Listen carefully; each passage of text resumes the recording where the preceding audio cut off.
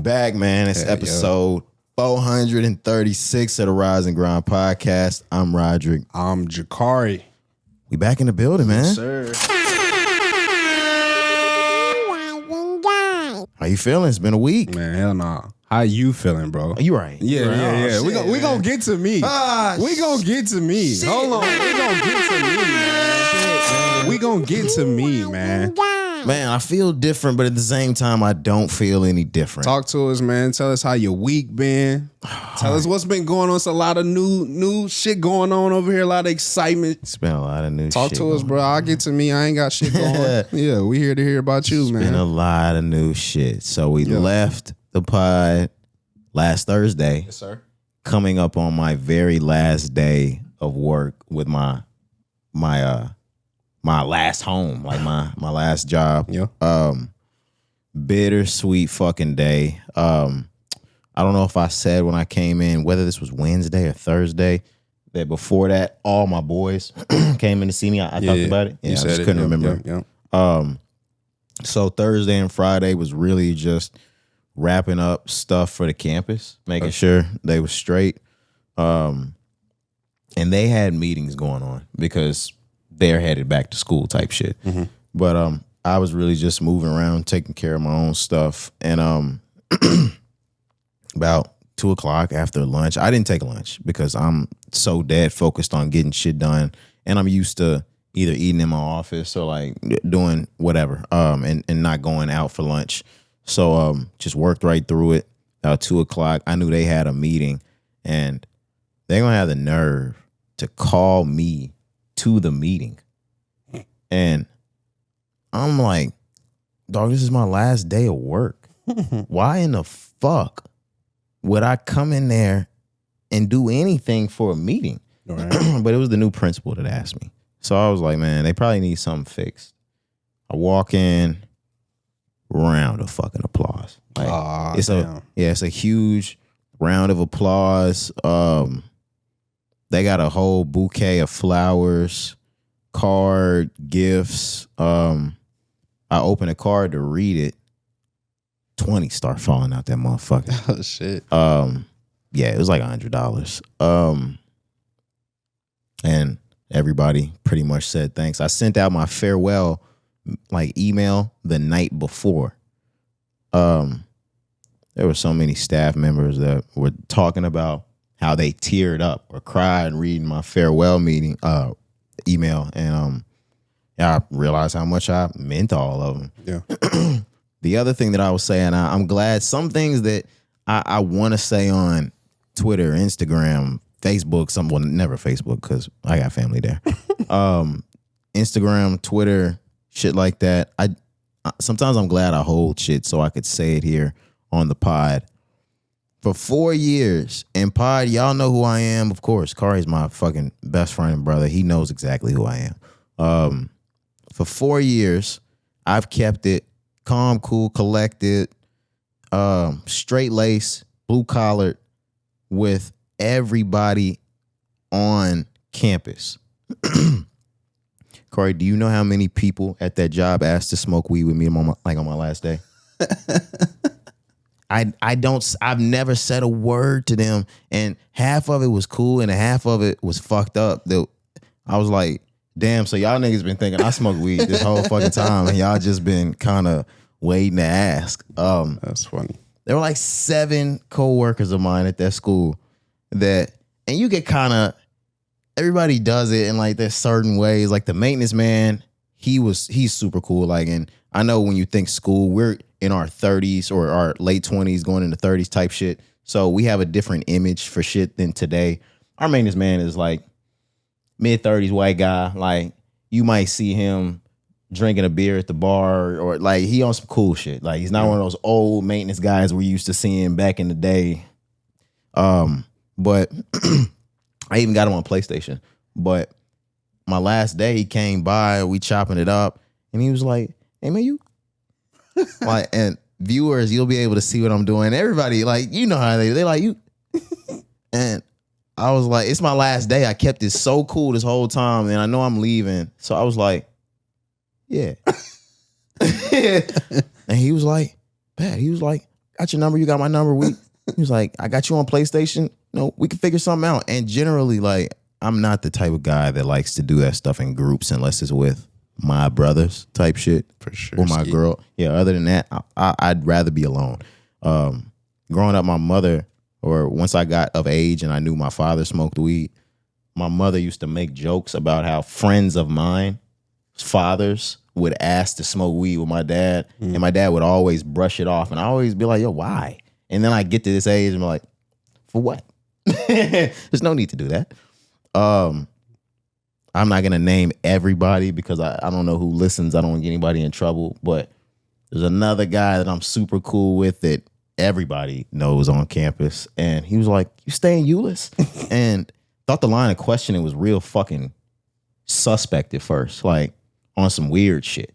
So I was like, where the fuck is this nigga going with shit? But his wife worked there. So I'm sitting there like, I know you ain't going where I fucking think you going with this shit, nigga. Move. But he was like, you live in Euless? And I was like, yeah. He was like, around like what part? How long, nigga? Yeah, that's what started. I'm like, nigga, you seen my girl and like the kid. Like, what are you doing, dude? Euless, nigga. Yeah, and he was like some niggas, this one you gotta be a viewer too. He was like, you. And I was like, what the fuck are these niggas on in here today? What have I given off to you niggas the last 4 or 5 years? And he was like, man, I always keep stuff so work related. Like, so I would have never asked, blah, blah, blah. He was like, but you know, we should meet up one day, blah, blah, blah, since I know you're close. And I'm like, cool. There was a few more teachers. It was fucking overwhelming. But all in all, nice, cool little last day. Everybody wished me the best. You can tell how much you mean to people. Oh, we'll never be able to replace you, man. We don't even want a new tech guy because we just wish you would stay. We're not gonna like the new tech guy, even if he's good, because he's not gonna be you. And you love hearing that type of stuff. For sure. So you wrap up Friday. Have a nice, cool little weekend. Relaxing. We didn't pod, which I don't love, but I don't hate because you get a little break in there. But Monday, I'm right into the new shit, and I've gone from the role I'm in to my manager, pretty much. So think about what I do assisting the students on campus. I've moved up to the district level now. So I now manage 5 campuses and their campus IT guy.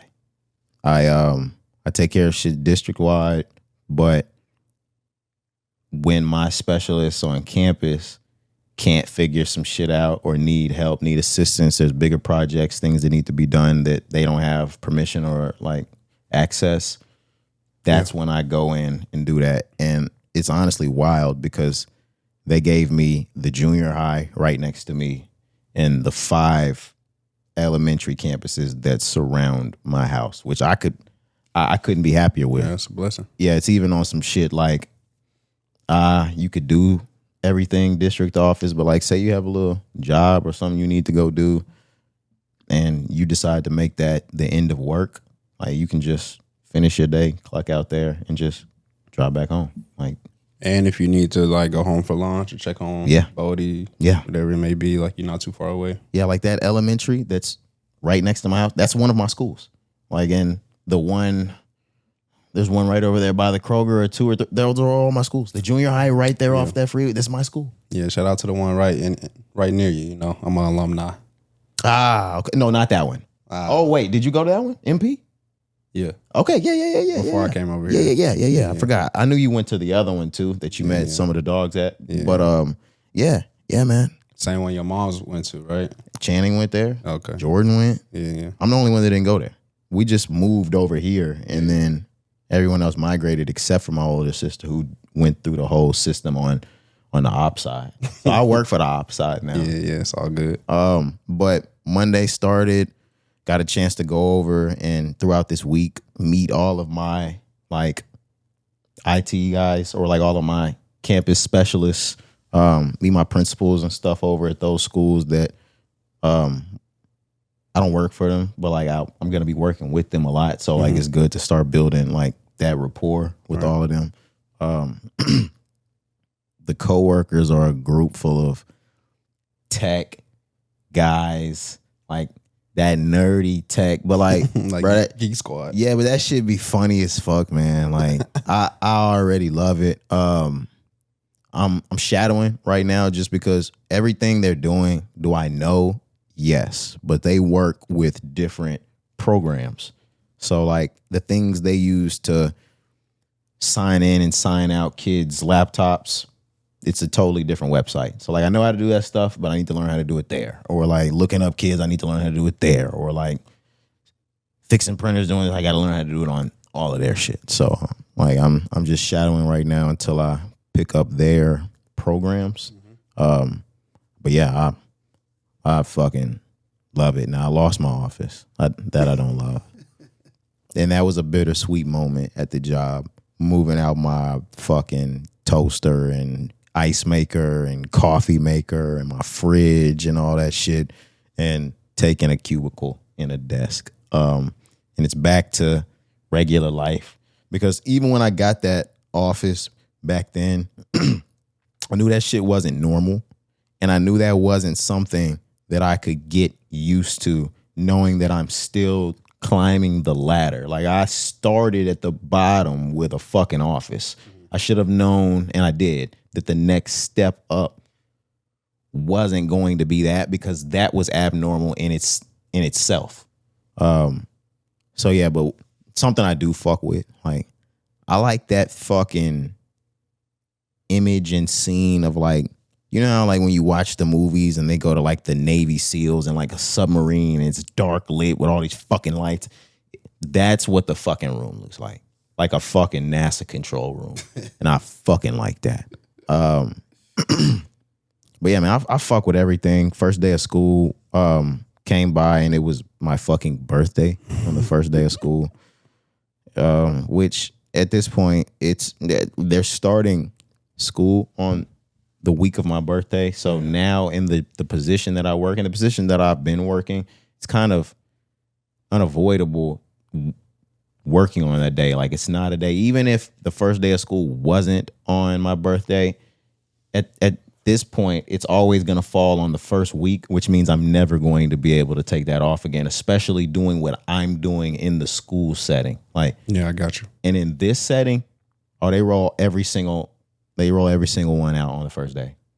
So they keep them over the summer unless it broke and they got like something to loan, and we fixed it over the summer and we giving them all back on the first day. So like I went out to one of the junior highs with my trainer and did the whole first, and today, yesterday was the second day, July, I'm not gonna lie. And the birthday, me and Shorty were supposed to go out to eat. I get home, dog. I am fucking tired, man. Like I'm working I'm inside, and when I'm getting home, I gotta take a shower as soon as I get home. Like I didn't even know I'm sweating this much inside, but it's just because it's the beginning of school, moving around a lot, getting a lot done for kids, helping some of my campuses out, shit like that. But we honestly just ordered from the place we were actually going to go and eat at. Had it sent there. Had it sent home. Ate at the crib.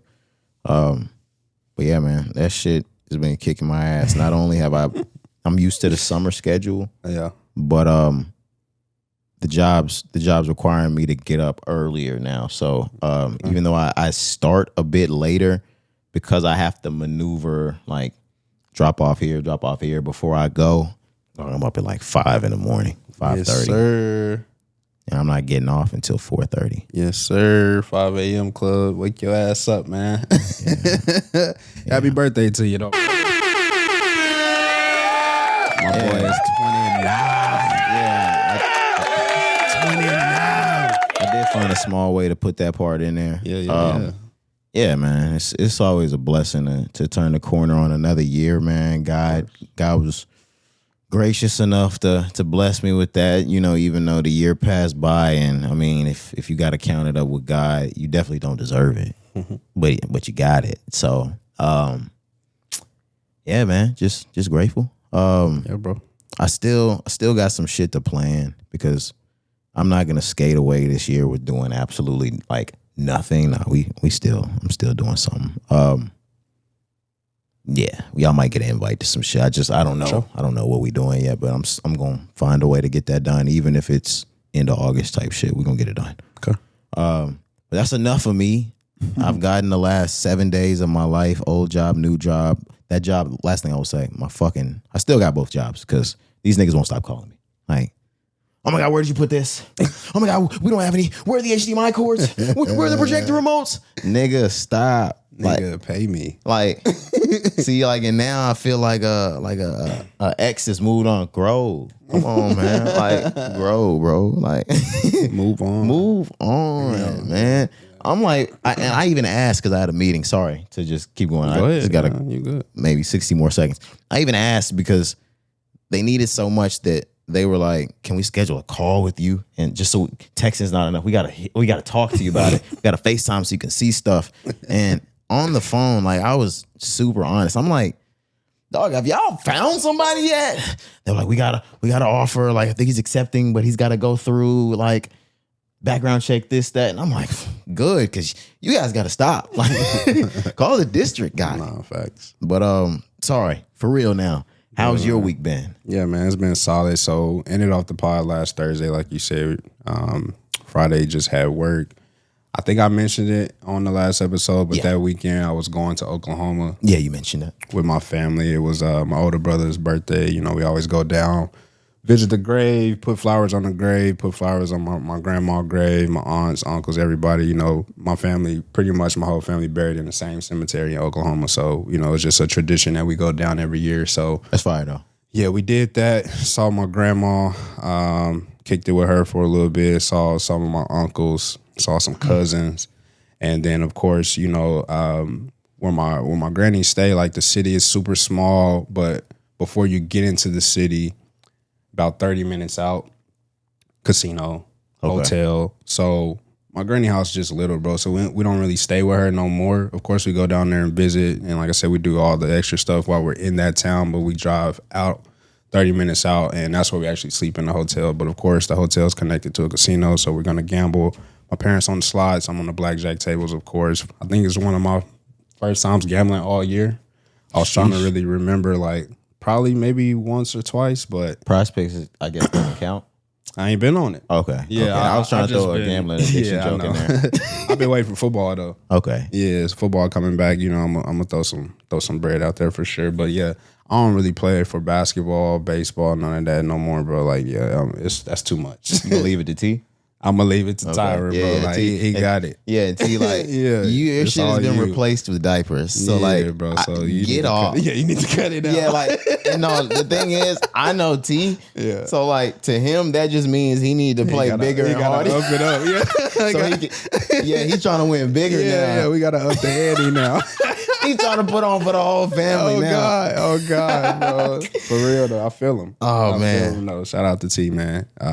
Just side note, been seeing the baby and all the pictures out of love that they be beautiful. Getting. Yeah, it's been great, bro. Beautiful. And Hoppy next pretty damn soon. I'm surprised she ain't pop yet. Absolutely, it's gotta be. I saw Hoppy saying that he was making the hospital bag. Oh yeah. So I was like, oh shit, they finna go. But he just getting it ready for that moment. Yeah, got the car seat already. Yeah, man. I'm like, damn, but yeah, that's probably end of this upcoming week, more than likely. I would just think, I don't know. They on the way right now while we pod. Probably. It just broke. Probably. Like I'm breaking false news. My fault, Alizé. I'm sorry. I'm lying. I'm lying. Facts. We lying. We up here just talking out our ass. I'm fucking lying. All right? I don't know when it's gonna happen. What baby bag? Right, for real.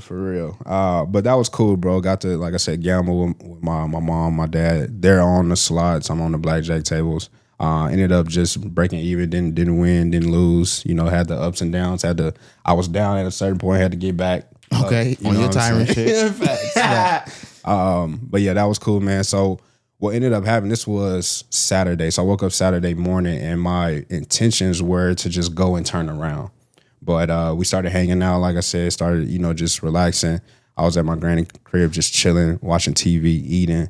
And then I wanted to hit the casino. And the thing about this particular casino and why I do prefer it more than like Choctaw or Windstar. Okay, he a connoisseur, y'all. I'm a connoisseur. Here go that addict shit. Here go that addict shit. It's smaller, and the rules are different when it comes to the blackjack table. So if you go to Windstar, of course, biggest casino, whatever, so many different tables, they have like the continuous shuffle machine where the cards are just always shuffling. Oh, okay. And they have what they call commission, which basically they charge you 50 cents for each turn to play. At this casino, no commission, and it's all hand shuffle. That's what I like hand shuffle. Yes, we started playing blackjack with a hand shuffle. That's just the way to do it, and it's easier to get fucked over with that continuous shit. No, bro, I don't like that. So it was dope. But the thing is, bro, this weekend they were having one of their like giveaways when they're giving away like I think total $20,000, but they're doing it by like each 30-minute or each hour they give away like 1,000, okay, 2,000, 3,000, all the way up to till they get up. So of course I'm not in the drawings, but it's so many people there because they're doing it this weekend, and it's a smaller casino. Windstar has thousands of tables. This casino probably got like 6 tables. Okay, so everybody trying to get on this bitch. So everybody's trying to play blackjack, but the casino is just packed in general. Okay. I've been to this casino before, and I normally had no issues getting on the table. I shit you not. It took me 3 hours to get on a blackjack. To get on a fucking you couldn't move. You had to watch the whole thing. Nigga, I'm just sitting there watching. But of course, we got the hotel, so it's not like I'm back and forth. I went and got some food. Okay. Like I'm chilling. Okay, so I thought you continuously just standing there. Fuck like no. just waiting. Like I'm not that eager. I will go home. You know what I'm saying? Okay. But the clock is running, right?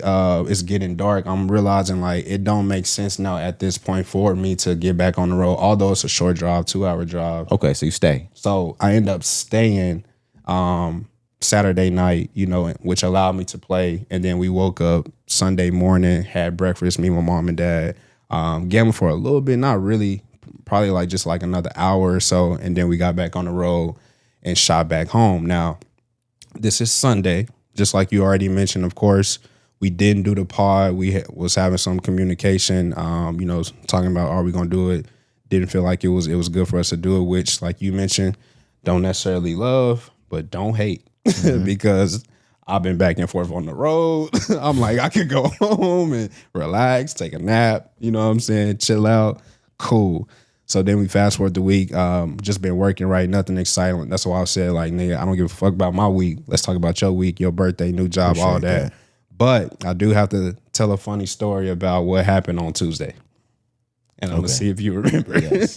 Yeah, see if I remember, because the whole fucking thing was, okay, go on. Yeah, okay. So it's Tuesday, maybe like 5 o'clock, 5:30. I'm at work. I'm ending up my day. I'm wrapping up my day, packing up my bags, getting ready to go home. And I know, like, the pod know we record on Wednesday for the Thursday episode. Right. Your birthday is on Wednesday. Right. So I'm being considerate. I'm thinking ahead. I hit you on Tuesday like, hey, bro, are you good for tomorrow? I think that's what I said. I was like, anything good, or are we gonna be straight plans for tomorrow? Yeah, you got plans, something like that. And you was like, no, like, we good. You know what I'm saying? Like, what the fuck? Like, it's Wednesday, we do this, we always link up on Wednesday. We for sure are gonna link up because we didn't do the Monday pod. Like, nigga, what the fuck are you talking about? Yep. So I'm like, all right. You know what I'm saying? So again, I'm walking out. I'm walking to the car, getting ready to take my ass home. And bro, I looked at the timestamp. This shit was so hilarious. 1 minute. 1 minute later, this nigga replies like, oh my God, bro, my bad, bro. Yeah. I forgot it was my birthday. I'm like, nigga, what? Guys, please tell him. I'm like, what is this nigga talking about? I swear to my soul, may it leave if I'm lying. Cari hits me just like he said. Yep. And he was like, you got a plan? Or he was like, are you good to go? Yeah. On Wednesday night? Yeah. And I think I was fresh out of the shower. I think I had just hopped out of the shower, something like that. And I see it, and on God, I'm like, what the fuck is this nigga talking about? I'm like, did he tell me he has something to do, or did I tell him I might have something to do? Right. So, and I'm glad Cari said that the first way, because the way I even replied was like, I'm looking at it now. I'm like, I'll read them later. I'm like, are you good? Like, I'm saying, like when he fucking replied, I'm like, nigga, do you have some reason that you need off, and you just need me to say I need off so you can take off? Like, nigga, just say what's up. Yeah, I'm like, what the fuck is going on? Right. And then I was like, bro, probably know it's the first day of school. Yeah, shit got hectic. Yeah, and then I'm probably like just like not in that mode. Like, we might need to move it. Yeah, just being a considerate friend is what you were thinking. Yeah, right. Nope. Technically, yes. You're being extremely considerate friend. Right. But after I sent a message to him that I was like, unless you have something that you need to do, like, nah, I'm good. Right. You were like, bet or whatever. Yeah, I was like, I'm good. And as soon as I put the phone down, I don't know what it was. I think maybe something else came to the phone after I clicked it off, and I looked at the timestamp that said Tuesday, August 11th. And I was like, God damn it. What the fuck? Yeah. It's my birthday tomorrow. Right. And I just told this nigga I'm coming in. and at that point, like, now, either way, like, birthday probably still would have moved it. But especially at that point, I'm going to dinner that night. Right, exactly. So I'm like, hell no, we can't do the pod. Exactly. We gotta move it. Exactly. But I genuinely forgot. Like, not a clue in the world. I told you, started work on Monday. I'm moving from having one campus and 60 people to worry about to 5 people, having 5 under me that now I got to worry about them. I'm training. I got new shit to learn. I got actual like work, behavior training, ethical training, all that stuff going around at once. And I'd really only been off work for about an hour when you sent that type shit, maybe an hour and a half. Okay. Shower, just now on some decompressed shit. Yeah. Nigga, I had no clue in the world what tomorrow was. Like, I had a good laugh on that shit. I'm not gonna lie, bro. Like a very like hysterical laugh. I'm like, this nigga's stupid. I had absolutely no idea what the fuck the next day was. Nigga could have woke me up the next day and just moved on with life.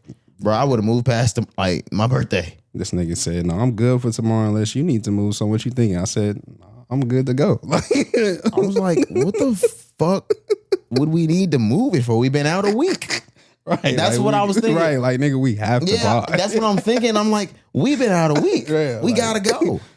It's work that needs to be done, bro. But yeah, hilarious, bro. Like I said, I had a good laugh on that about Tuesday. I'm like, this nigga's acting like it was my fucking birthday. Like, you did say that shit. I'm like, nigga. Yeah, what? my fault. All good though. But saying all that to say, that's why we're here on Thursday, giving you this Friday episode that you'll get. But all is well with me, bro. Like I said, didn't have too much exciting going on. Wanted to really hear about your week. I know it's been a lot going on. Your birthday. I saw the picture that they blasted on the main page on Facebook of your ass look like a damn snitch. Bro, yeah. Yeah. Like, tell on somebody right now. Now, yes, guys, the first day of school came and I went with one of my trainers to distribute like Chromebooks, laptops to the kids on the first day, just like I explained. Yeah. And this ecosystem is so different than the ecosystem I'm from in work. As I'm giving out Chromebooks, a district for like photographer walks in, like nice little logo on it, like the polo, and was like, "Can I get a picture of you guys?" And I'm like, "Sure, I guess." Yeah. Later that day or that evening, my supervisor, they got a whole like tech group, sent a picture, and they were like, look at the rookie making the district page on his first week. Hey, man. And I look at the picture, and I shit you not, I thought it was AI. Bro, me too. I'm not gonna lie. I was gonna say that, but I was like, I ain't gonna really say that. Nigga, that's like I had to like zoom in. I was like, nigga. It's like, nigga, this shit look fake. Bro, when I saw it, yeah, and I don't blame anybody for thinking that shit. I guess that's just how good the photography was. Facts. Because it came out later that day, and it was like 42 images on that picture. I don't think he had time to go through and edit all of those like that. Nah. But I saw it and I had to Like, I had to zoom in on that motherfucker. Yeah, bro. I'm like, nigga, am I fake? Did you do something to me? Looks very cartoonish almost, slightly. Yeah, I ain't gonna lie. Like, I like thought that for a quick second, but then just like you, I'm like, there's no reason to AI this picture. Yeah. Unless you're just putting an edit on it, like you said, and or like a filter, and maybe it just gives it that effect by accident. And the other thing is, I see my trainer here, and he looks like he does in real life. So, unless that nigga favored me, it just did something crazy. Yeah. But also, like, it was a very well lit room, and it was flash photography at the same time. So it's a really good picture. It's a good picture. Yeah, it's a really good picture. Yeah, and I didn't know it was gonna make the fucking district page, but I also thought it was AI when I saw it. Like I was trying to find a better way to say that. Mm-hmm. Yeah, no, I thought that shit was fake. Yeah, thought they were fucking with me. I had to go to the actual Facebook page. Bro, I did too. Like when you posted it and when you said, because you said it was from Facebook, so I went to the page myself as well to just see like how it looked on there. But yeah, I had to, obviously click on the folder. Like you said, it's like 40 plus images. Had to scroll and find it. And when I finally found it, I clicked it and I'm like, damn, this shit look a little pixelated or some shit. You know what I'm saying? But something about my face there. I was like, bro, have I made this picture before, nigga? Yeah. But that's dope, bro. Shout out to you once again, though. Like, that's just God, and that's just being in the right place at the right time. And, like, something that you mentioned on the last episode, I was really like, when I was playing it back, I was like, that was just dope. And we made a clip out of it, obviously, and posted. But you were just talking about like how, you just never know how things are going to align for you. When you think things ain't going the way that they should be going, it's actually going the way that it's supposed to go. And, saying a whole lot, but like, even that moment, like it's your first day, your new position, you get an acknowledgement, you know what I'm saying? Your team is talking about you, they calling you the rook and all that. So it's just like, it's good that you in a spot where it seems like everything gonna go well for you, bro. So like I said it before, but I'm extremely happy for you, nigga. Like for real, like appreciate that, man. Yeah, I know like it's some shit that you really wanted and you went and got it. Appreciate that, and it is going well. Yeah, I picked up Shorty's daughter from school, like because she goes to the elementary next door to where I used to work. Okay, and I ran into, of course, my kids, and they stopped and talked to me for a minute, but I ran into some coworkers as they were getting in their cars leaving from work. And just piggybacking off of what you said, I was talking about the first day of school. They were talking about the first day of school. And they were like, oh, my God. They were like, Mrs. Taylor, you look happy as hell. You're never coming back. And I was like, no, I'm not. I was like, no, I'm not. That's funny. So, yeah, man, it feels good. Appreciate that. Yeah, for Appreciate sure, all the well wishes, man. Yep. Happy birthday to you again. Appreciate that. Yep. Do we have any intro? Anything we need to get to? Nah, I don't. I'm all good. All right. As we were talking about how free and good we feel, there's other niggas that don't feel that way, Cari. Let's get straight into the news. Please. Pooh Shiesty. All right. Not only is he locked up, but the person he was trying to rob to get him out of his deal so he could make more money, Gucci Mane, released an album while he was in prison. Only further profiting on him. But saying all that to say, the album that we discussed before we got out of here last Thursday, All Eyes on Shiest, Pooh Shiesty, that did drop. 16 records, 59 minutes. You got the FDO video on it too. Atlantic Records, Global Music. Oh yeah, 1017 Global Music. I was about to say, like, where's that 1017? But I wasn't reading the whole thing. Yeah. Cari, what do you got to say about this?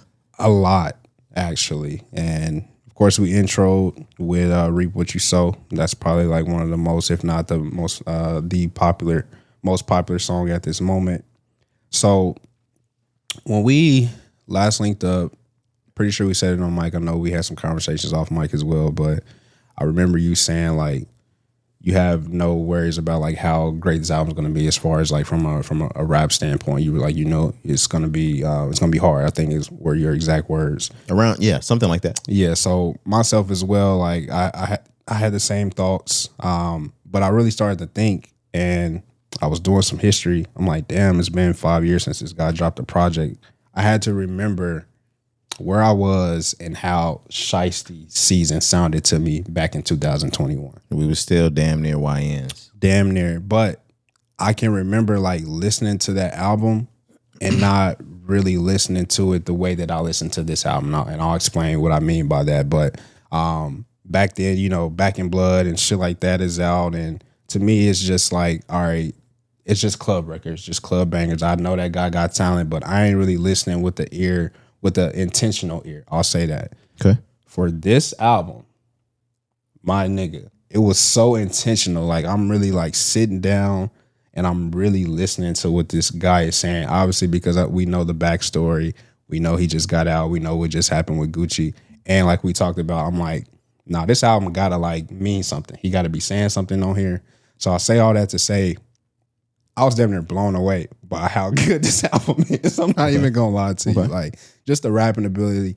And I can't remember Dirk's last album, like before he went in, but from a street trap, like rapping level, this is some of the best, like just trap music I've heard in a very long time. Just like a street album. I'm like, bro, Pooh Shiesty really got hella talent. So I will agree with you that it's been, I'm sorry. No, you good. Go ahead. That it's been a long time since we've heard an artist in the street really spit something.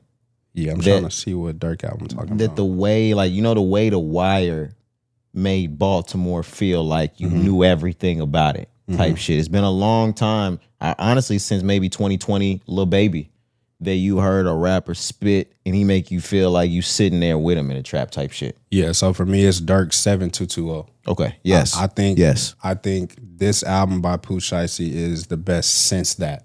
Okay. When we talk just from a street, trap, gangster, murder, whatever you want to call it, like it was so intentional, it was so personal, it was so like you mentioned, it feels like you are sitting right next to the nigga, but the imagery, I'm like, he's basically painting a picture of his life. You know what I mean? So I'll get into more like songs and specifics later on, and I'll let you go as well. But no, truly, I knew the album was going to be good. I didn't think I was gonna like it as much as I'm liking it right now. Like I really think, of course, it's gutter. You know what I'm saying? It's street, it's gangster. It's a whole lot of crazy shit that he's saying in these lyrics, which I said we're gonna get to. But just from an album that was put together in a short amount of time, you got to think like within 3 to 6 months, right? Since he's been out or whatever.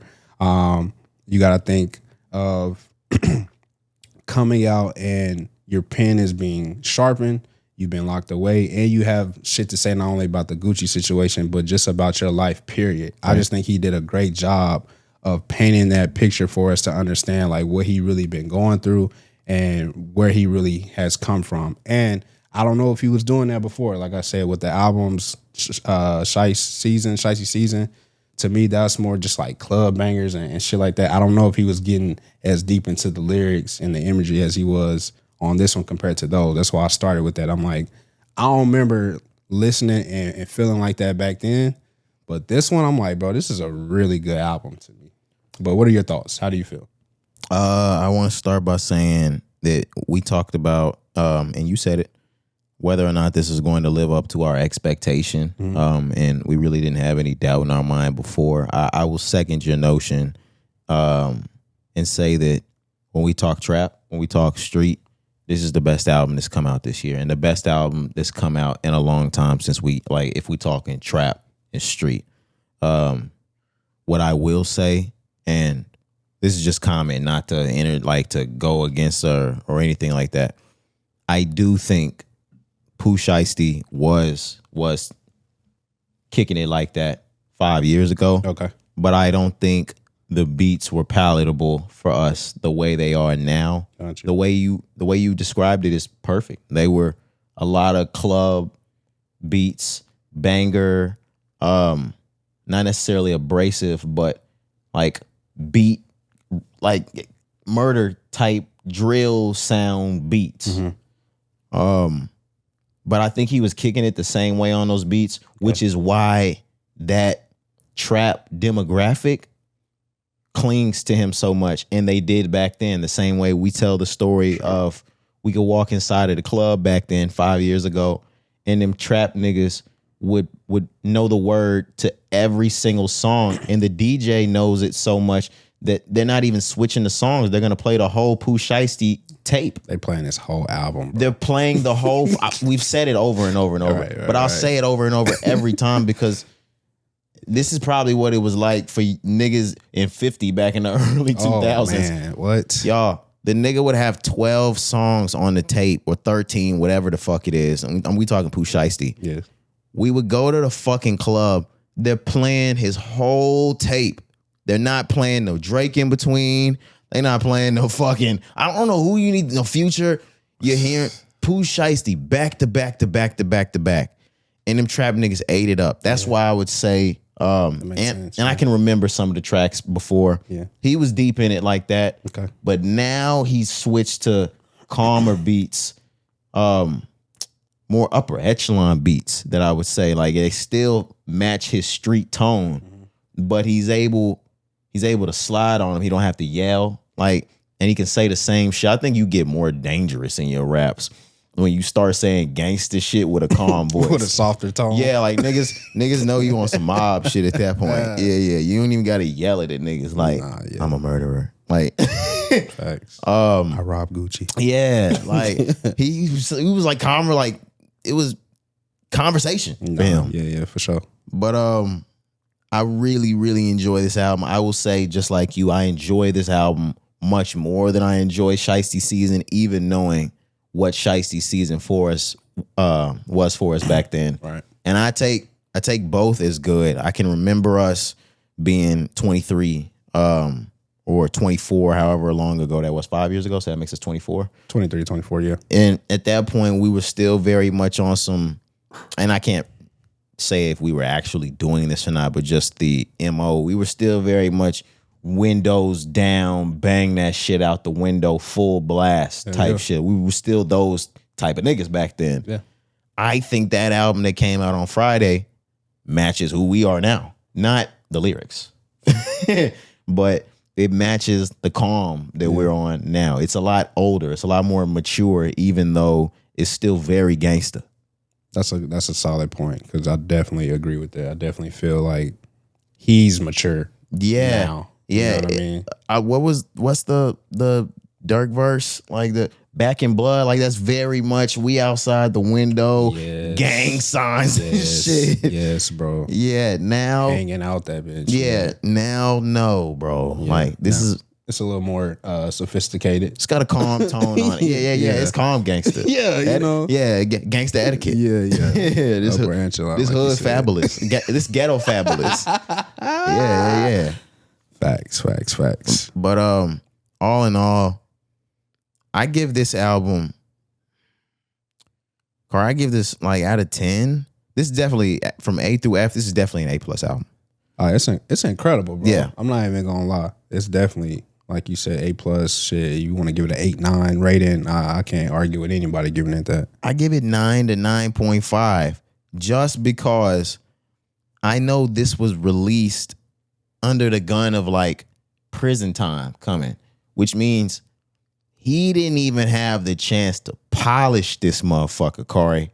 Like, that's the only reason why I don't sit it at polish Pooh Shiesty. I know. A couple more songs that he might have slid on, like that he has more time with, or to perfect some of these. Or maybe taking something off and adding something even better. Which is crazy to say because most of these tracks, or pretty much every track, like I said, there's really no skip. There's no skips. Yeah. So like imagine that though. Like taking something off this whole and adding something that may have been better. That he considers better. Exactly. Yeah. Crazy. Because you can tell there's a lot of edits. Obviously, we'll get to that, the songs and things. You hear a lot of beeps. You hear even the intro starting with, hey, disclaimer. This is entertainment only. Entertainment purposes only. So the album's incredible, but it also, going back to Dirk, that's why I brought up 7220 as well. It's one of the most self-incriminating albums I've ever heard. 7220, yeah. No, this one and 7220. Okay. But I'm just saying, comparing it to that. But this one is probably the most. He got way more gangster than. Oh, man. And that's what I was going to say to start with. I do believe at certain points, Dirk's projects have gotten more gangster than this. But I don't think the stuff he was releasing at his height is deep. Well, clearly he was deeper in the streets than Pooh Shiesty was. Clearly he was much deeper than he said at the beginning of 7220. But yeah, no, the depth of street that he putting in this Pooh Shiesty, it's different. It's just different, man. That guy is a menace. And it sucks because there's so much talent that he has, and it's all thrown away once again. That's where I was headed next. Corey, what a great shame that Gucci Mane's artists have gotten, like, they've left him, overdosed, died from being murdered, turned trans. Sheesh. Forgot about that. Or tried to rob him at gunpoint. Maybe he's a terrible CEO. But anyways, go ahead.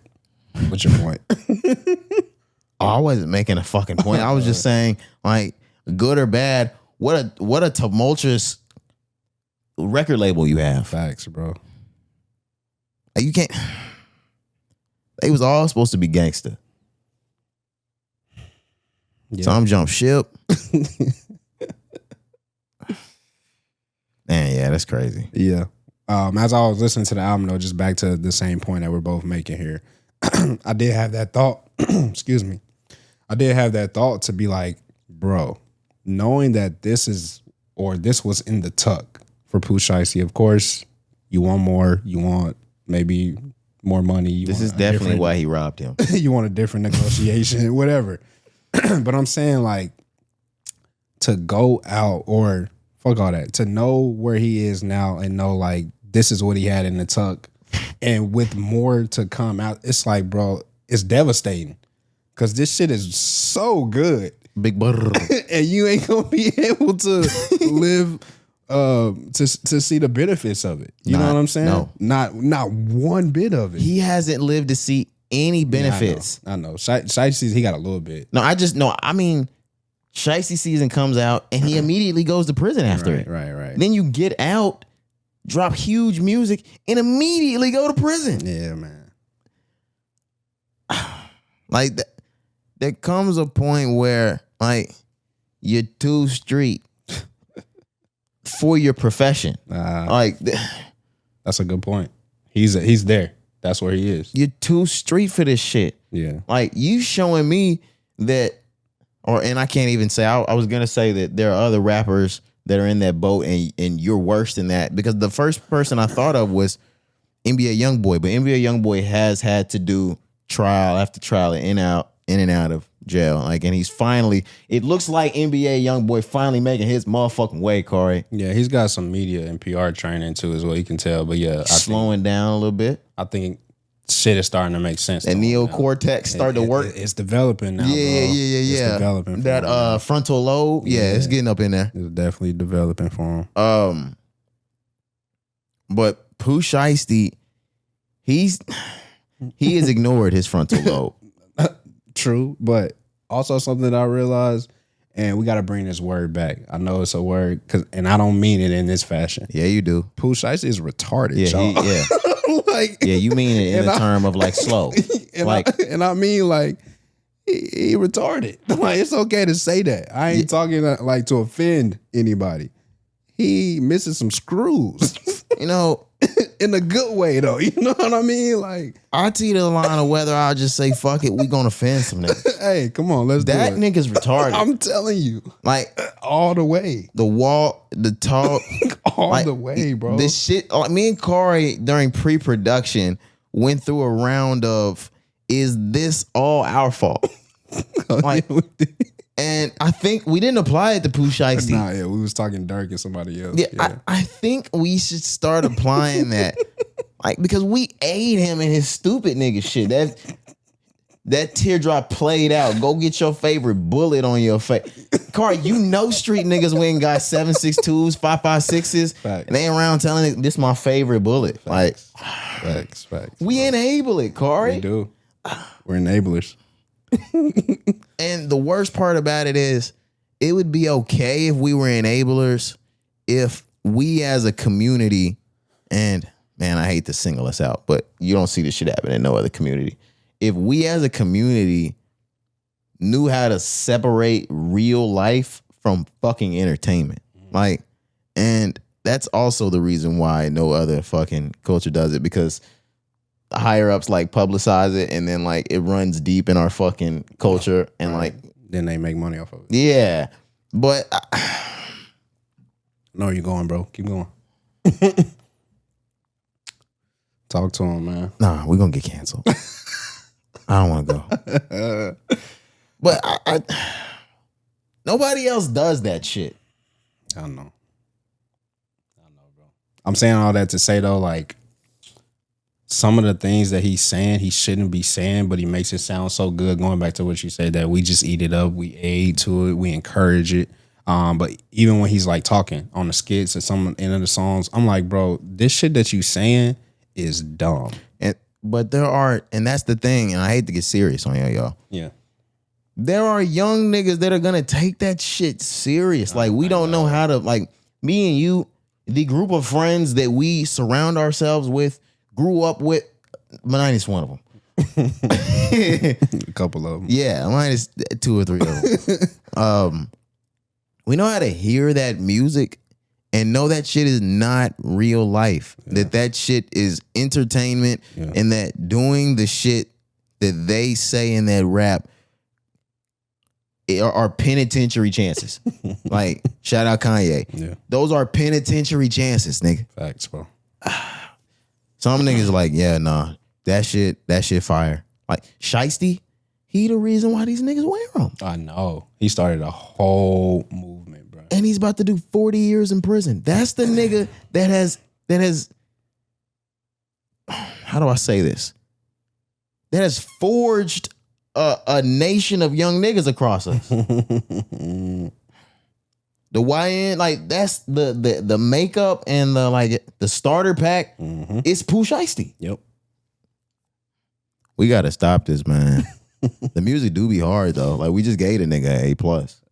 But I can separate the two. Exactly. Going back to what you said, of course we're older now, but even at a younger age, we were able to do this. And of course, it's where you grew up, it's upbringing, it's, you know, parents and family. But it gets to a certain point, regardless of what your background and where you grew up and where you were born, you have to make a decision for yourself. Yep. Not most. Some people will still, you know, hear something like this and immediately think, like, because such and such said it, I have to abide by that. This shit cool. I have to live by that.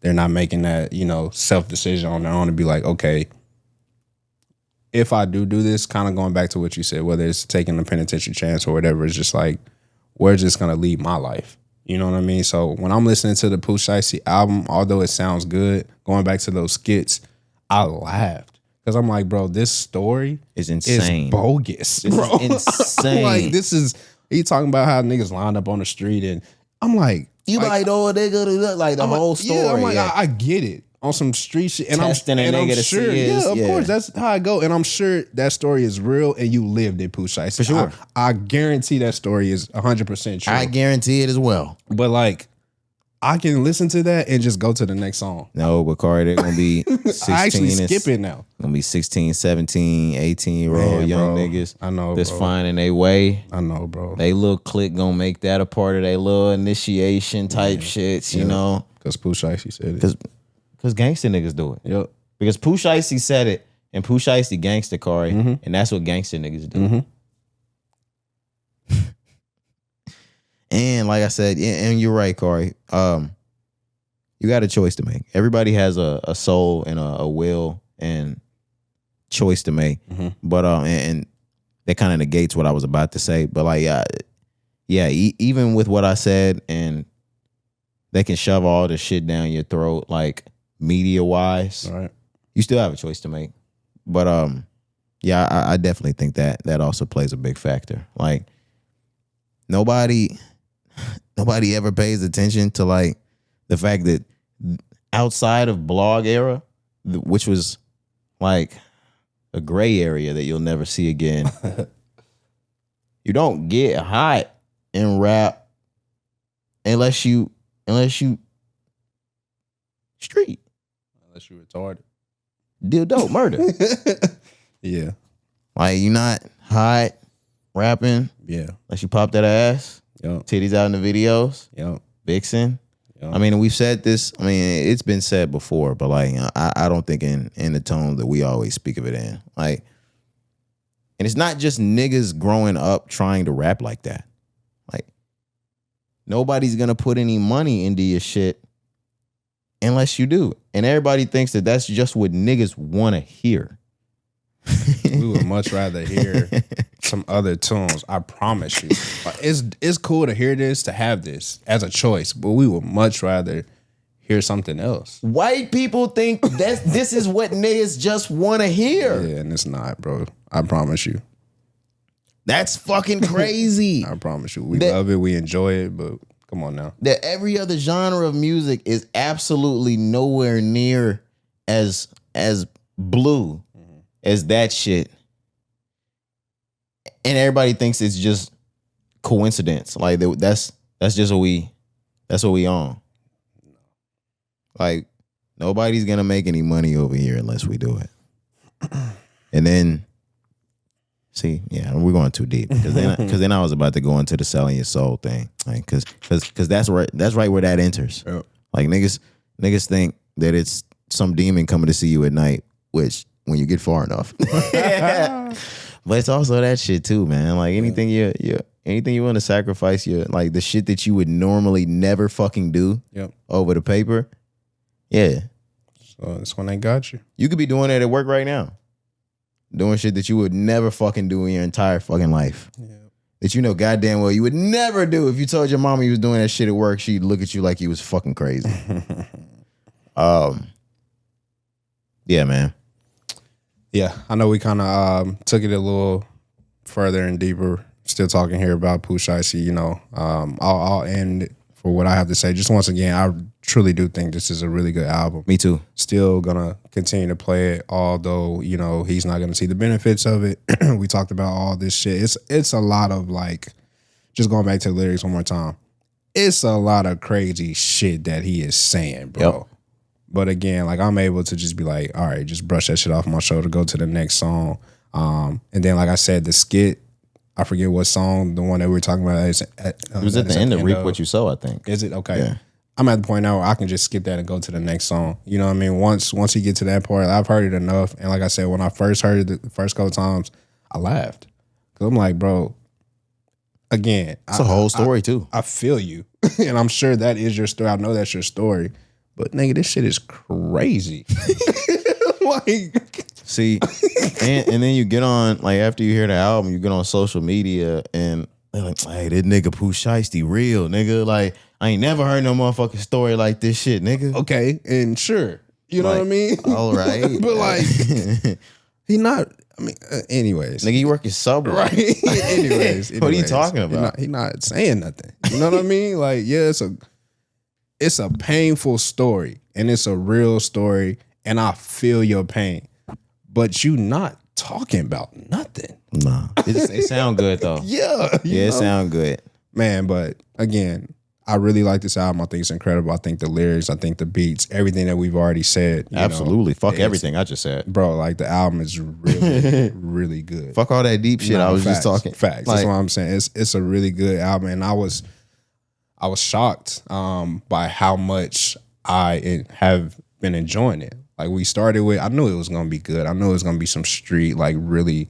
good music, and I knew he had to deliver. All the hype coming off of FDO. It's been 5 years since Shiesty season. I'm like, it's gonna be good, but I'm like, no, nigga, this shit is really good. Yep. Really, really good. So shout out to Pooh Shiesty. I know he ain't gonna see the benefits of it. It's gonna be a long road ahead, but he don't care. I'm also at an indifference with you because you'll play this and love it, but you also told me you're never playing any more NBA YoungBoy albums. Man, YoungBoy ain't hit like this to me, bro, in a very long time. In like almost 10 years for me. Well, I'll say about 6. For you? 6 or 7. That AI YoungBoy 2 that dropped when we were out in Austin. That was 2019. Okay, so 7, 8 years. He was deep in them streets with that shit too. He had his foot in them streets. No, facts. And the same way that I'm feeling now at 29, how I was feeling, what were we, 22, 21, 20, Damn. When that album came out. We were 21 and 2? Yeah, same kind of feeling, as far as like what I'm saying right now, how I feel about this Pooh Shiesty. I'm like, yeah, that shit was incredible. I'll never live that down or talk shit about like that time. Yeah, that's one of them ones. But that's like everything since that, I just haven't felt it the same way I felt that one. But kind of what you mentioned earlier, we'll talk more about him next week because he has been, he's amping up. Yeah, he announced new album and all that and did the interview. And yeah, I mean, he looks to be sharper, but we've been fooled before with him and other people. So we'll see. We'll see what happens. But I still feel the same way, bro. Until the music, like, and it don't even have to be. You like Massa? Not really. Outside of the popular song. And when it comes to Pooh Shiesty, when it comes to NBA Youngboy, it doesn't have to be like a lyrical standpoint where I'm like, oh, that's the reason why I'm here. I don't have to like necessarily love it, but NBA Youngboy just ain't been hitting for me no more. No, that's fair. I just don't feel the connection through the music. That's fair. Even Pooh Shiesty, like, I'm not living anything that he's rapping. But I feel it. You know what I mean? Like, I don't know. You at least feel him. Yeah, I can feel it. NBA Youngboy, I haven't had that feeling since those tapes. And maybe like Sincerely Kentrell, I think that came after AI and Youngboy. There's a few more, that came within maybe 1 to 2 years after that. But yeah, man, just it's been rocky with me. But I know what I said, and I'm still on that. But the next album, we'll see. And No, yeah, that Youngboy 2 was different. I still think that's probably his best. Top is up there. Like I said, Sincerely Kentrell, definitely some good projects. I still remember, like, at this point, I think it's him, Wayne, and Pac. They're the only ones that go number one from inside. Oh yeah. Yeah, that was big for him. That was fucking big for him. Hell yeah. Also has to suck. Like, you can't enjoy your number one album. You in the cage. Cause you niggas won't stop taking these penitentiary chances, like we said. Yeah, no, but out of the 3 niggas we just named, he was probably the worst. Youngboy. Like, Wayne was in there just because they found him in New York with a gun on him. Yeah. Pac got set up on the sex charges. Yeah. What was out here popping in niggas? Mm-hmm. And so is everybody else since that. Dirk. Shiesty. The list goes on. Dirk is totally different. And the worst part about it is him and Vaughn, rest in peace, Vaughn, skated on murder charges already. If you don't remember. Yeah, I know. And they were on camera doing it, Corey. They were on camera. Yeah. Like you said, rest in peace to Vaughn, but his death is one of the reasons why Dirk were catapulted. Yeah. Okay. Because they put it on him. Yeah. So. I thought you were saying like that's. Oh hell no. Dirk didn't need no leverage. You know what I mean? Like, don't do that. His death catapulted Dirk. Absolutely. Man, Dirk was already that guy. Listen, bro. Dirk was, for me, and maybe I'm just wrong, guys. Dirk, for me, had always been around. Yes. And he had always been popular. Yes. A name that you knew, a face that you knew when you saw it. Yes. Some, like, a name or a voice that when you hear songs and you hear the voice, I know that's Lil Durk. The voice, huh? Maybe that's it right there. Maybe that's it. But yeah, it ain't voice of the streets. He's just a recognizable voice. They need to pull me into the court, bro. Like, I will get this nigga off in a fucking jiffy. Nah, hell no. Where was I headed with it? Talking about if Vaughn catapulted. Yes, you knew his voice. Yeah. But Cari, if you think about 2018, 2019, 2020, 2021, the Chicago scene, even G Herbo, all of them, they came back to the scene and to the forefront because Vaughn brought all of them niggas back with him. Like when Chief left, everybody else kept a little flame on him. When I'm Rolling came out, Herbo turned into like Lil Herb turned G Herbo. He got big. The Who Run It freestyle with Lil Uzi, that was big for him. Mm-hmm. Von reignited the whole Chicago drill scene. Like it was gone after Keith, and he was under Dirk's wing. Everything they did was together. They did crimes together. They did music together. Their biggest hits was together. Hits. Back in Blood. My bad.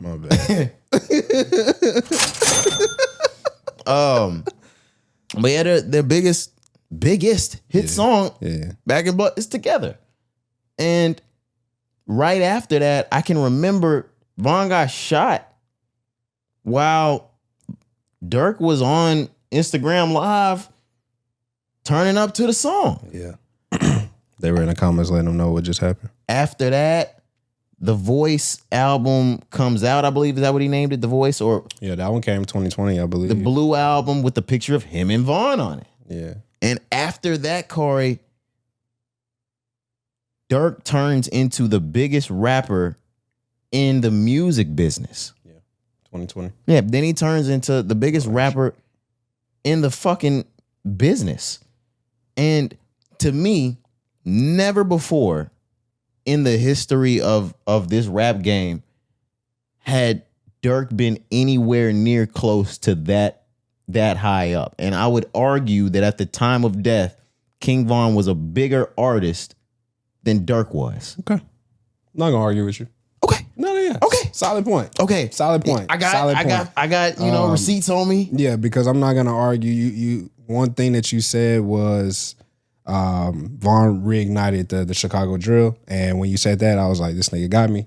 I can't argue with that. He did. I can't argue with that. Now, I still think Dirk was Dirk, but what you said, 100%, like, yeah, I can see. Okay. I can see why that would catapult anybody. But if it's your right hand man, the nigga that you doing all the drills with, of course. And you have to not forget Dirk drank his blood.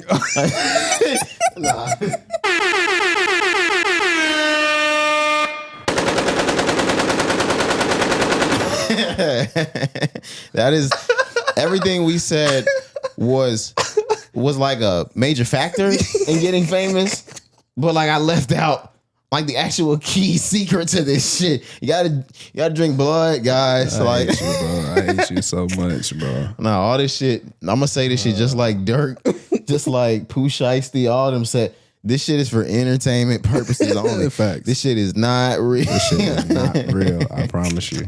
This is for comedy. Yeah, this shit comedy style, this shit man. Comedy. But man, The Voice 2020, you backdoor the next year Voice of the Heroes. Then you backdoor the year after that with 7220. And then you backdoor with Almost Healed. Almost Healed. No. Like that nigga. That nigga was on a fucking a sprint. Yeah. But like you said though, that 2020 time, when Von passed, again, I'm not gonna argue with that because he did reignite that whole city. Now, and that whole drill movement without a doubt.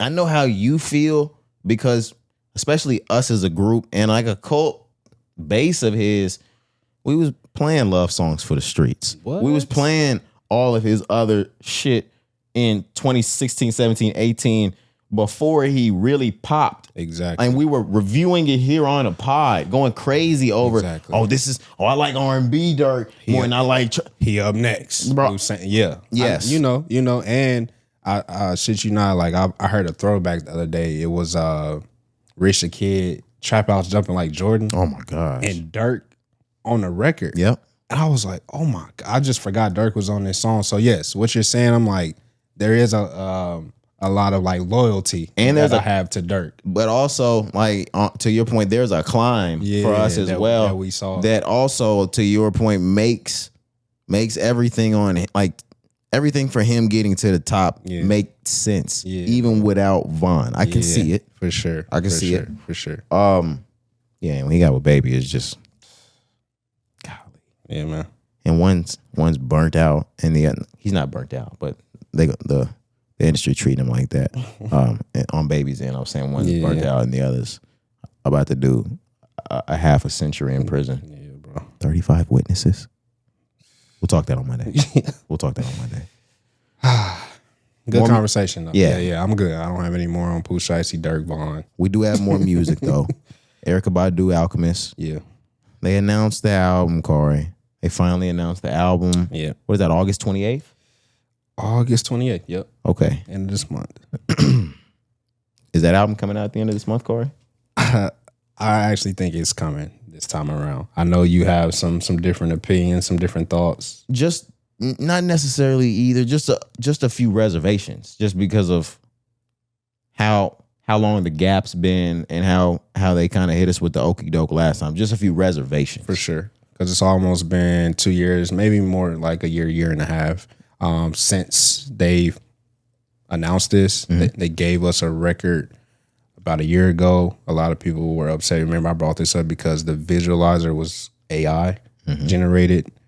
A lot of people have been on Alchemist. We talked about that, but yeah, then it seemed like they basically shelved it for, like I said, almost a year and a half. They were doing concerts and pop-up shows and performing songs that they said that were going to be on the project. Is it not longer than a year? I thought that was 24 that album was supposed to come out. No? Just check when that last song came out. Yeah, I'll check. That'll give us an answer for sure. But that's why I said probably close to 2 years. Well, next to you, 2025. Okay. Maybe I'm wrong.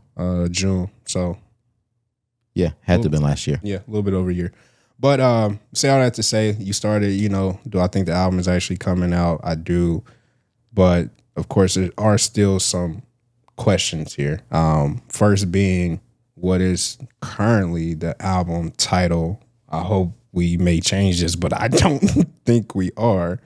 But the project is titled "Sorry We Don't Have an Album Title Yet." ... I think they're gonna change the name of the album. I do hope that they change that. I don't like that. Corey, that's insane. Coming from Erykah Badu and Alk, bro. Like, no. And an album with no clear track list yet. That 16 tracks, no track list. One song. The other song that released a year ago is not on this track list. Mm-hmm. And an album title named "Sorry We Don't Have an Album Title Yet." That sounds like an album to you that releases this month. It still does. I ain't gonna lie.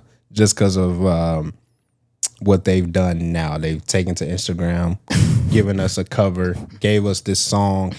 So yes, at this point, I do still think we're gonna get this album on August 28th, and I'm hoping that they change the title. But I want you to know, you feel different. Roddy Ricch had more information Hell no. to the Navy album than that. He had a name. He had a cover. He had a track list. And I think he had 2 tracks. Yeah. Corey, they have less than Roddy Ricch's The Navy album. That shit got pushed back like 10 times, bro. It got pushed off. Like, it's off now. I ain't gonna lie. I saw a new date more recently. No, you did not, Corey. I swear to God. Corey. I swear. No, you fucking didn't. I swear, bro. I'm gonna try to find it because I think he dropped like a website link and everything. I know for sure they removed that album from like iTunes pre-sale. I remember that. No way that he gave niggas a new date.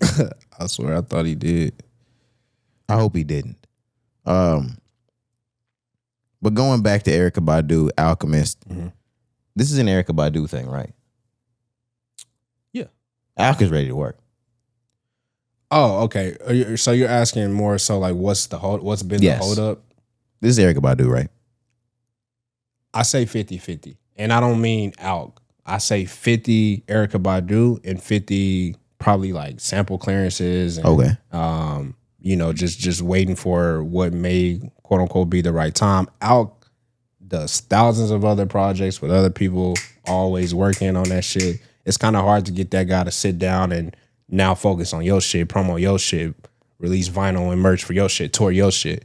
You know what I mean? He's doing all these albums, all these, rappers. Especially at the level that she wants, being that she hasn't dropped an album in so long. She wants it to be the biggest, which means we need to spend a lot of time here. Exactly. So that's why I said 50-50, like Erykah and all of that. But yeah, Alk, I don't think Alk has been a reason for the hold up at all, outside of like what we just mentioned, not having the time to like give it his full attention at the moment for like a proper rollout. And we're not waiting a year on sample clearances. Yeah. Yeah, you're not. I think that was part of it when they first announced it, though. Okay. For sure. But yeah, at this point, I'm pretty sure all that's out the way. All the beats are done, and you probably were just waiting for her to just lay her rhymes on it. Yeah, I think that, Erykah Badu she's her own soul, and I'm not putting her in a category of like a Lauryn Hill or anything like that, because that puts a negative tone on things. But I also think Erykah Badu finds herself very aligned with whatever it is that she is called to, worships, whatever that is. He has chosen at the moment, right? Yeah. And I think she's the type of person that moves when her higher source tells her to move. That's a good point, bro. And I think she stops and sits down when her higher source tells her to do just that. Yep. Agreed. And I really think that it could be on some like, oh, it just wasn't right then. I didn't feel it right there type shit. Yeah. I'm laughing, but like dead ass, I know exactly what you're saying. Yeah, and I'm not trying to say it like that's on some weird shit. Everybody's process as an artist is totally fucking different. Yep. But yeah, I totally think that because of her age, because she's not hungry for a hit or to survive in this game anymore, that she is so comfortable with writing something and putting the pen down and not picking it back up for another 4 months or 5 or 7. Yep. Couldn't agree more, man. And that's how you get here. And that's how you get here with this being the first project in 11 years. So, yeah. Saying all that to say, though, we did get a song come out, Witch Doctor. I played it. I like it. The beat sounds really good. And we'll see, man. 16 tracks. I haven't played it yet. We got about 2 weeks till we get to the 28th. I think, 2 weeks to the date. So we'll see, man. Okay. Yeah, we got about 2 weeks till we get to the date, right? Yeah, exactly 2 weeks now. Yeah. And then they're going to tour this? They didn't tour the fucking shit, and it's not out yet. They just did like pop-ups, but... What did they do at the pop-up, Cari? They performed songs. Yeah, okay. They so these songs are out here somewhere? I don't necessarily think they did the whole album, maybe just what they had at the time, because I was even reading comments, and even this song, people were like, yeah, when I heard this one live, it was crazy. It was good, all that. So okay. I don't think they did the whole album, maybe just what they had finished or... together at the time. But I think they did say they're going to tour it when it released. No, did they? Let me go back to Alec page. I think I remember them saying that. These are a lot of big plans for somebody I don't expect to go on a tour. Like same shit, and I'm not trying to just move on. You saw Lauryn Hill and Wyclef say they about to put out another Fugees album? Yes. Now that one is more like, okay. See, the thing, like, the only thing that makes me feel a bit better is like we didn't need Pras. Yeah. Like the Fugees wouldn't be Fugees without Pras, but we didn't need them. I mean, yeah, that's not stopping them from like never was like completing this new project. Like they want to do it, they'll do it. Absolutely. They could throw a new dark skinned nigga in the back and call him Pras. Like they can legally change his name to Pras. And I promise we won't fucking know unless he tries to fucking scheme money from Obama's campaign. But that opens up that question once again. We talked about it when Lauren was getting all her flowers at BET and all that. And then when she hopped on Kanye's record, like, yes, is she back making music for real? Yes. Yeah, you think so? I don't. This is some Dave Chappelle shit you seeing right now. And unless I'm wrong, and I'm fine with being wrong, when Dave Chappelle finally came out of that fucking cave, Dave Chappelle popped out big time. Mm-hmm. Now, I don't expect her to go fully the way Dave Chappelle, because if you ask me after the trials and tribulations, Dave came back and signed up. Like Dave came back and signed up. He came back and got that 50 million. Oh, for sure. And more. Mm-hmm. Yeah. Mm-hmm. But like I feel like everything that he ran from, he was like, all right. Yes. All right. But he also came back and got it in a way on his own terms. There we go. But not to take anything away from what you're saying. For sure. For sure. He came back and got that money. I don't necessarily see her ever coming back and playing a white man's game. That's what I mean. Like, he may come back and get it on his own terms, and they got to play it his way. Mm-hmm. But he's willing to move in these rooms and fake smile and, shaking kiki and ha with motherfuckers that spat on him before, or motherfuckers that he knows mean no well for him type shit in this industry. Lauren is not willing to do that. Lauren's not willing to do that. She's not going to. Yeah, I know. But, I mean, if you ask me, Cari,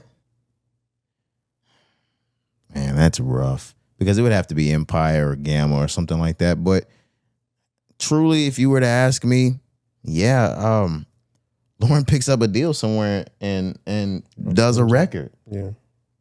I see it. I wouldn't be against it. We'll see what happens. That Kanye track, that shit is, I heard it on the radio. It's gold. That shit going crazy. It's gold. Like, all over, bro. You know what I mean? Like, but Bully's just a great fucking album. One thing. I can't wait to get to the end of the year because it's definitely going to be in my conversations of like best projects of the year. Okay. But yeah, like I just accidentally heard it on the radio and like let it play because I was like, yeah, I want to hear like how this sounds on the radio, and I was like, damn, it's such a good song, bro. Her voice sounds the exact same. Like she's one of those people that her voice hasn't aged, Cari. Mm-hmm. Mm-hmm.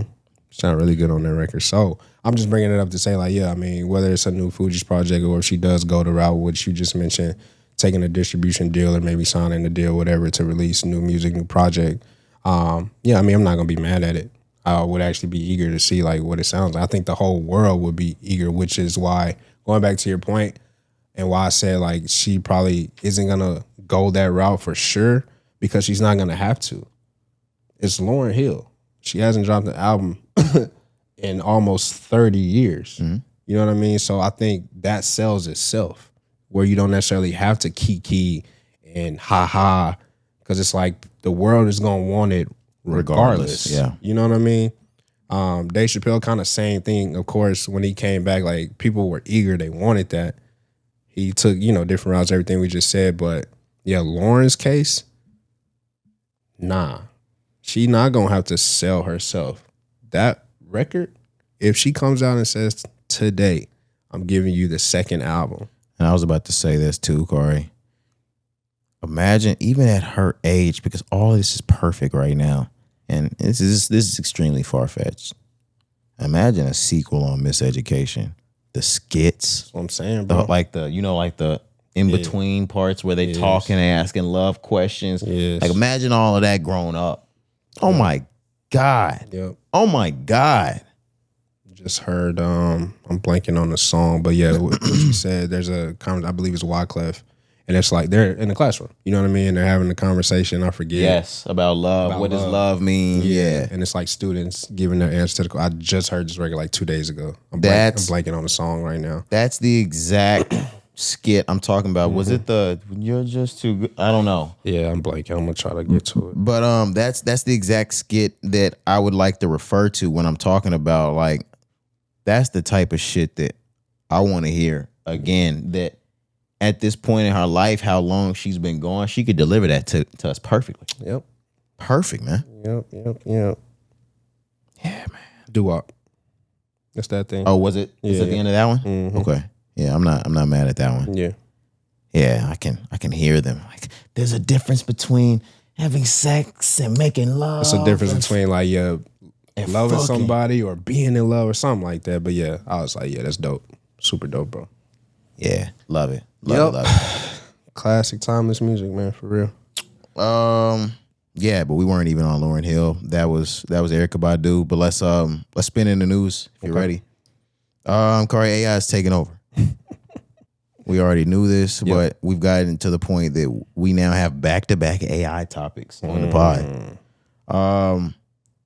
Cari, we're still a bit music, but now we're in news. Over the last week while we were gone, Tyga dropped an album in which he let the fans and listeners know that he did incorporate some AI into the album. Mm-hmm. It got really big, the talk around the AI on the album. It's been the fucking talk of all of the blogs, talk of the town. So much so that even artists are kind of piping up, giving their opinion on it. I think the most popular one going around right now was Doja Cat. And yeah, I'm remembering now. we played this during pre-production, and it was actually, I knew the story because I've been listening to Tyga talk about what's going on, and I saw Doja Cat commented, but I didn't really play her video until pre-production. And I guess somebody from TMZ was asking her, or somebody asked her something. She was on like a stream. She was on a stream, and that's actually the complete opposite, because I can remember her saying on the stream, nobody asked me this. Right. But I feel like I should say, Tyga is a penis for making an AI album. And I know Doja Cat, and I know that quirkiness. Like, that's not out of the blue for her to say some shit like that. Oh, that's right on cue. Yeah, that's up her alley. Yeah, for sure. But they played it on TMZ while on live video between TMZ and Tyga. Right. They asked him about people that were hating on the album, and then they played that. And when the video went off, he kind of laughed it off. And what he said was, I love Doja Cat, but she made a demonic album.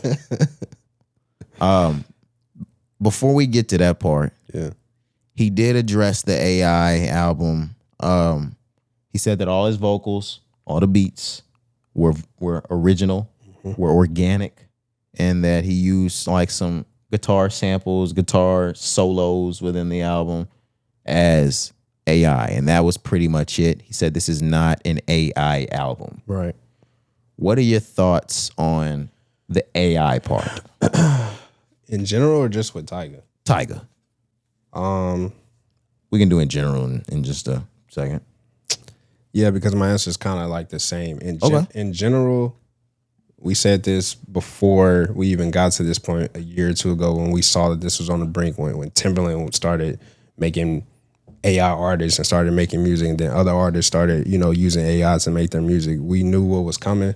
I expressed my opinions then to say, like, that's not good for music. I don't like that. I don't want that to be a part of music whatsoever. I don't care if it is just to help you configure a hook or synths or vocals, whatever it may be. So answering the question now for Tyga, for somebody who has had a successful career, right? Now, I mean that in all facets. I don't mean just music. He's been able to make a name for himself. Right. So I say that to say, you don't necessarily need to use AI to make your music, even if it is just an assistance.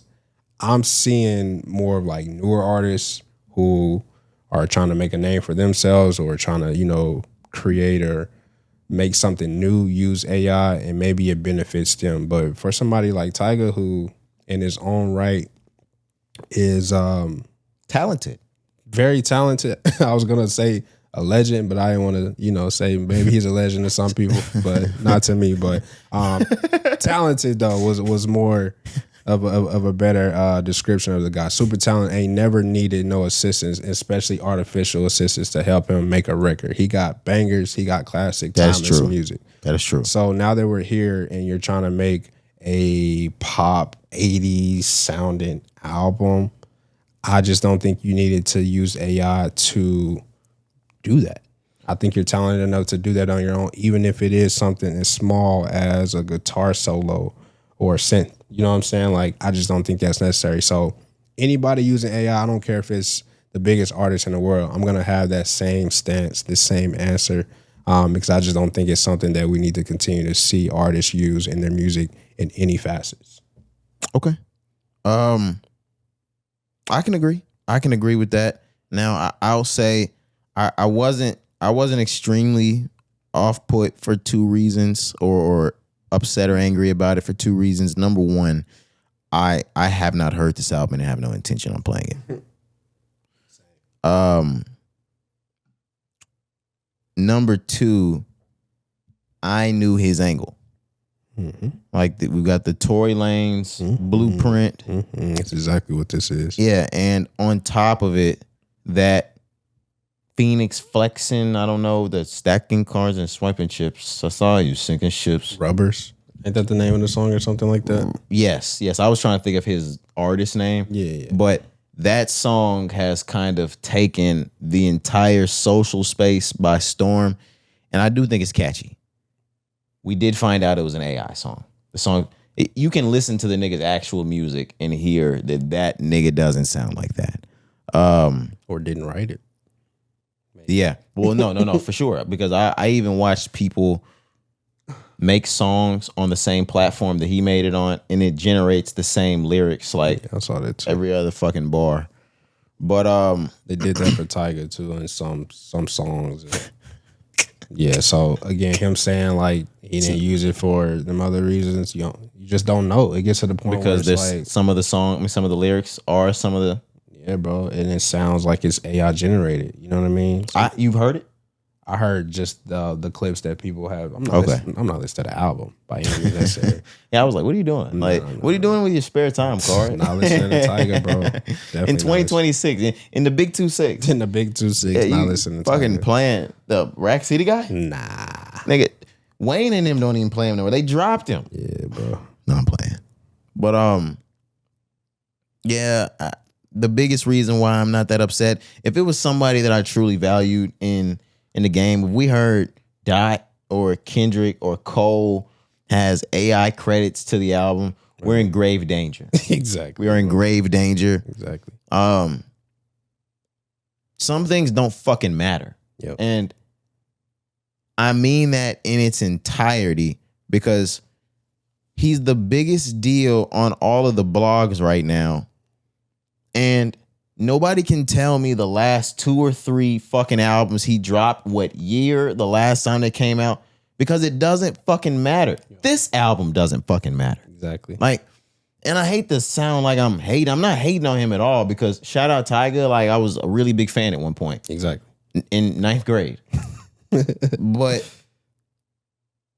if it didn't have AI or if nobody had pointed out that it was AI, we wouldn't be giving a fuck anyway because we wouldn't be listening to it anyway. Yep. The only reason, and I saw them say it in the TMZ interview, that there's no such thing as bad publicity. And you can agree because this nigga probably has the most first week numbers on an album he's had in a decade because it's blown up just because he was using AI. Fuck it, nigga, use AI on the next one. If that's what it's going to take to get you out there to the blog. Yeah, and I'm saying that for him because his music we don't give a fuck about. Exactly. I'm sorry. This doesn't matter. That's why I'm not that upset. Like him using it is not going to influence anyone with talent in this game to also start using it. He's not going to move the needle on who uses it and who doesn't. This is just one nigga doing it, guys. Right. And as y'all could see, even the biggest couldn't make us like conform to. Timbaland started doing it. We were like, ew, nigga. Yeah. And he's one of the greatest producers of all time. And if there's anybody's production taste we trust, it's Timbaland's. Yeah. And he did it, and we shot him the fucking bird. Nigga. Like what? Yeah. So no, this doesn't matter, man. It doesn't, bro. Shit doesn't matter. Nobody else is doing this shit like really in the game after that. And it honestly isn't gonna be news next week. Like even the fact, and it's funny because I know why, but even the fact that you have a whole TMZ interview, you have a pitchfork rating, like all of this is just for right now. Yeah, when is the last time? Even if they do pitchfork ratings for every Tyga album, when's the last time we've seen one publicized? Or get this much attention. You know what I'm saying? Even if it was publicized. So I agree with you. It doesn't matter. What did they give him though? A 0. God damn. The rapper's slop pop concept album is smug and complacent and depressing. Its very existence has made the world a worse place. 0.0 rating. See, the fucked up thing is, Cari, that's hilarious. And And every time I read a Pitchfork comment, I want those motherfuckers to go out of business, man. No, like, not for real. What the fuck? We don't say shit like that up here. Its very existence has made the world a worse place. Corey, we don't. We give probably the most comedy takes on real things we can, thanks. And we don't. Pitchfork used to be really one of them ones. Niggas used to look to the Pitchfork review. That is fucking disrespectful, nigga. Yep. Who was the last one that we talked about? They did. I can't remember the artist. Was it Lizzo or somebody? I can't remember who it was. Bro. Yeah, they said some crazy shit. What the fuck, man? Damn, I can't remember who it was. Like, that shit tasteless. Yeah. Who reads that shit? Nah, bro. Like we was on Tiger and you read that, and is it hilarious? Yes. But that shit, excuse me, guys, that shit low-key pissed me off. Like, I hate these niggas. They say it's their lowest score in 19 years. Bro, and I'm sure I can play the album, and I've heard worse albums. Nah, facts, bro. It can't be that bad, but I won't be listening to it. Yeah, no, I'll never know. Yeah, I'll never find out. I won't be listening to it. Yeah, all that was on the list was Tyga new album. Corey, I don't even know what this album is called. It's okay. And it's okay. Starface though. I tried to stop that nigga in his tracks. You don't have to go find it. Yeah, like I could tell he was starting to like move with a sense of urgency. like no, brother, you can relax. you can fucking relax, bro. Man. That's so funny, bro. That is so funny. Oh man. Let's move on because like I said, we got another AI topic in here to talk. Okay. And this one exits us from the music side. All right. Corey, New Orleans has adopted a system with their 911 dispatch calls that not only allows AI to take the form or place of a dispatcher, it now has a system embedded within it that allows the AI to determine whether or not your call gets a human or not. AI will be determining whether your shit's low priority or high priority, my nigga. Calling 911. Calling 911 to get that's come on, dog. To get a automated voice, or I'm sorry, an artificial at this point. It's not automated anymore. Right. We moved up. It's artificial. Yeah. We advancing. I'd be mad as fuck. I'd be mad as hell. They're the first city to adopt it, so that only lets you know that they won't be the last. But I mean, come on. 911 calls is crazy. So more recently, it's summertime here in Texas. Obviously, July, August gets extremely hot. Right. So kid you not, maybe like a month ago, my AC unit, I know how to like clean it, but I was given a call to the like AC repair company that I've used years prior. They basically just come and clean like the coils on the outside so it doesn't overheat.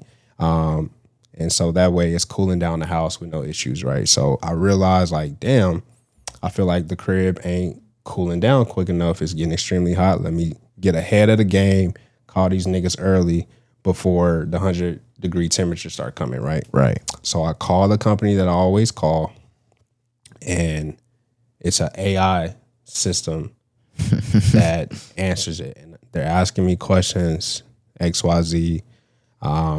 Needless to say, I set up an appointment. Soon as I hang up, then they call me.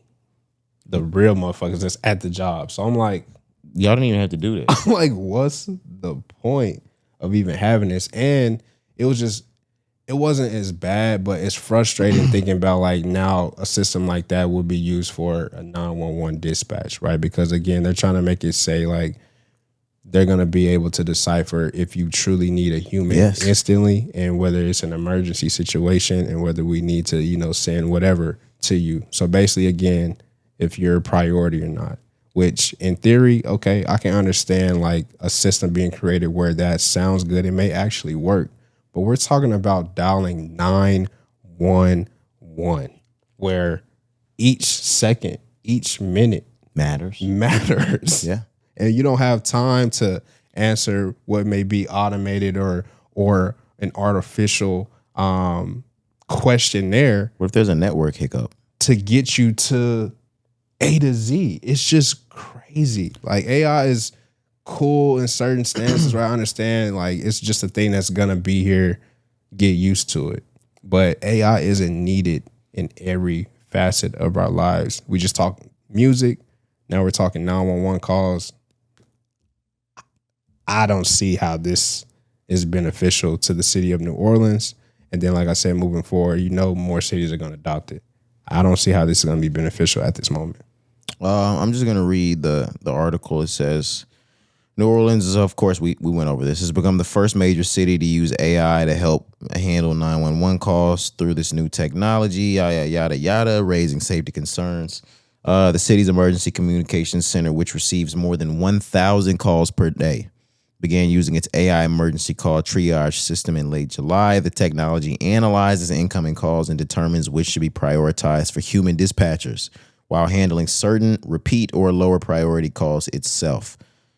Officials say the AI will not be replacing human dispatchers and will primarily step in when call takers are busy, particularly for calls made near crashes that have already been reported. Okay. However, critics have already raised concerns about potential errors and cybersecurity risks, including research showing that some AI voice systems can be manipulated.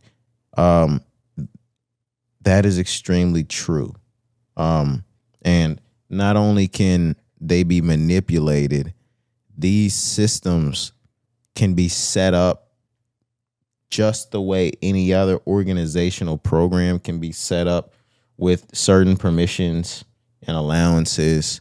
And that's where I started to get with my head is what happens when they start, like, they have caller ID on all of these phones. Like, they're able to know exactly who you are and who's calling from this phone. Mm-hmm. What happened when they start setting all the black calls to low priority?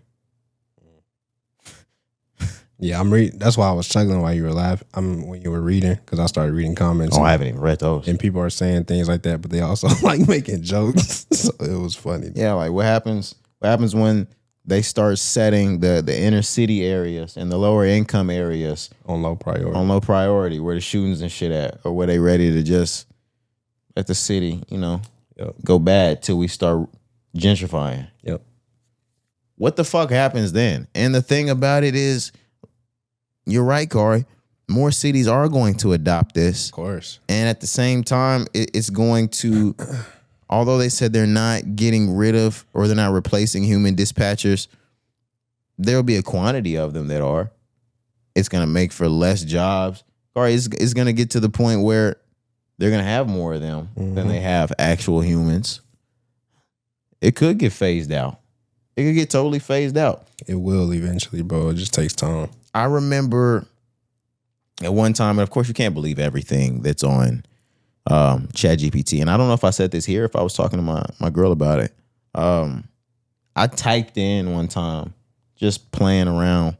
I was like, yo, ChatGPT, like, give me a chronological time order. I mean, like timeline from now to like 2090 type shit.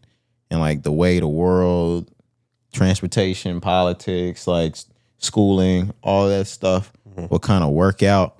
And yeah, by the 2000 and luckily we'll be old as fuck, but at the same time it'll be really bad because we're gonna be the age point that ain't gonna be knowing how to use all the new shit anymore.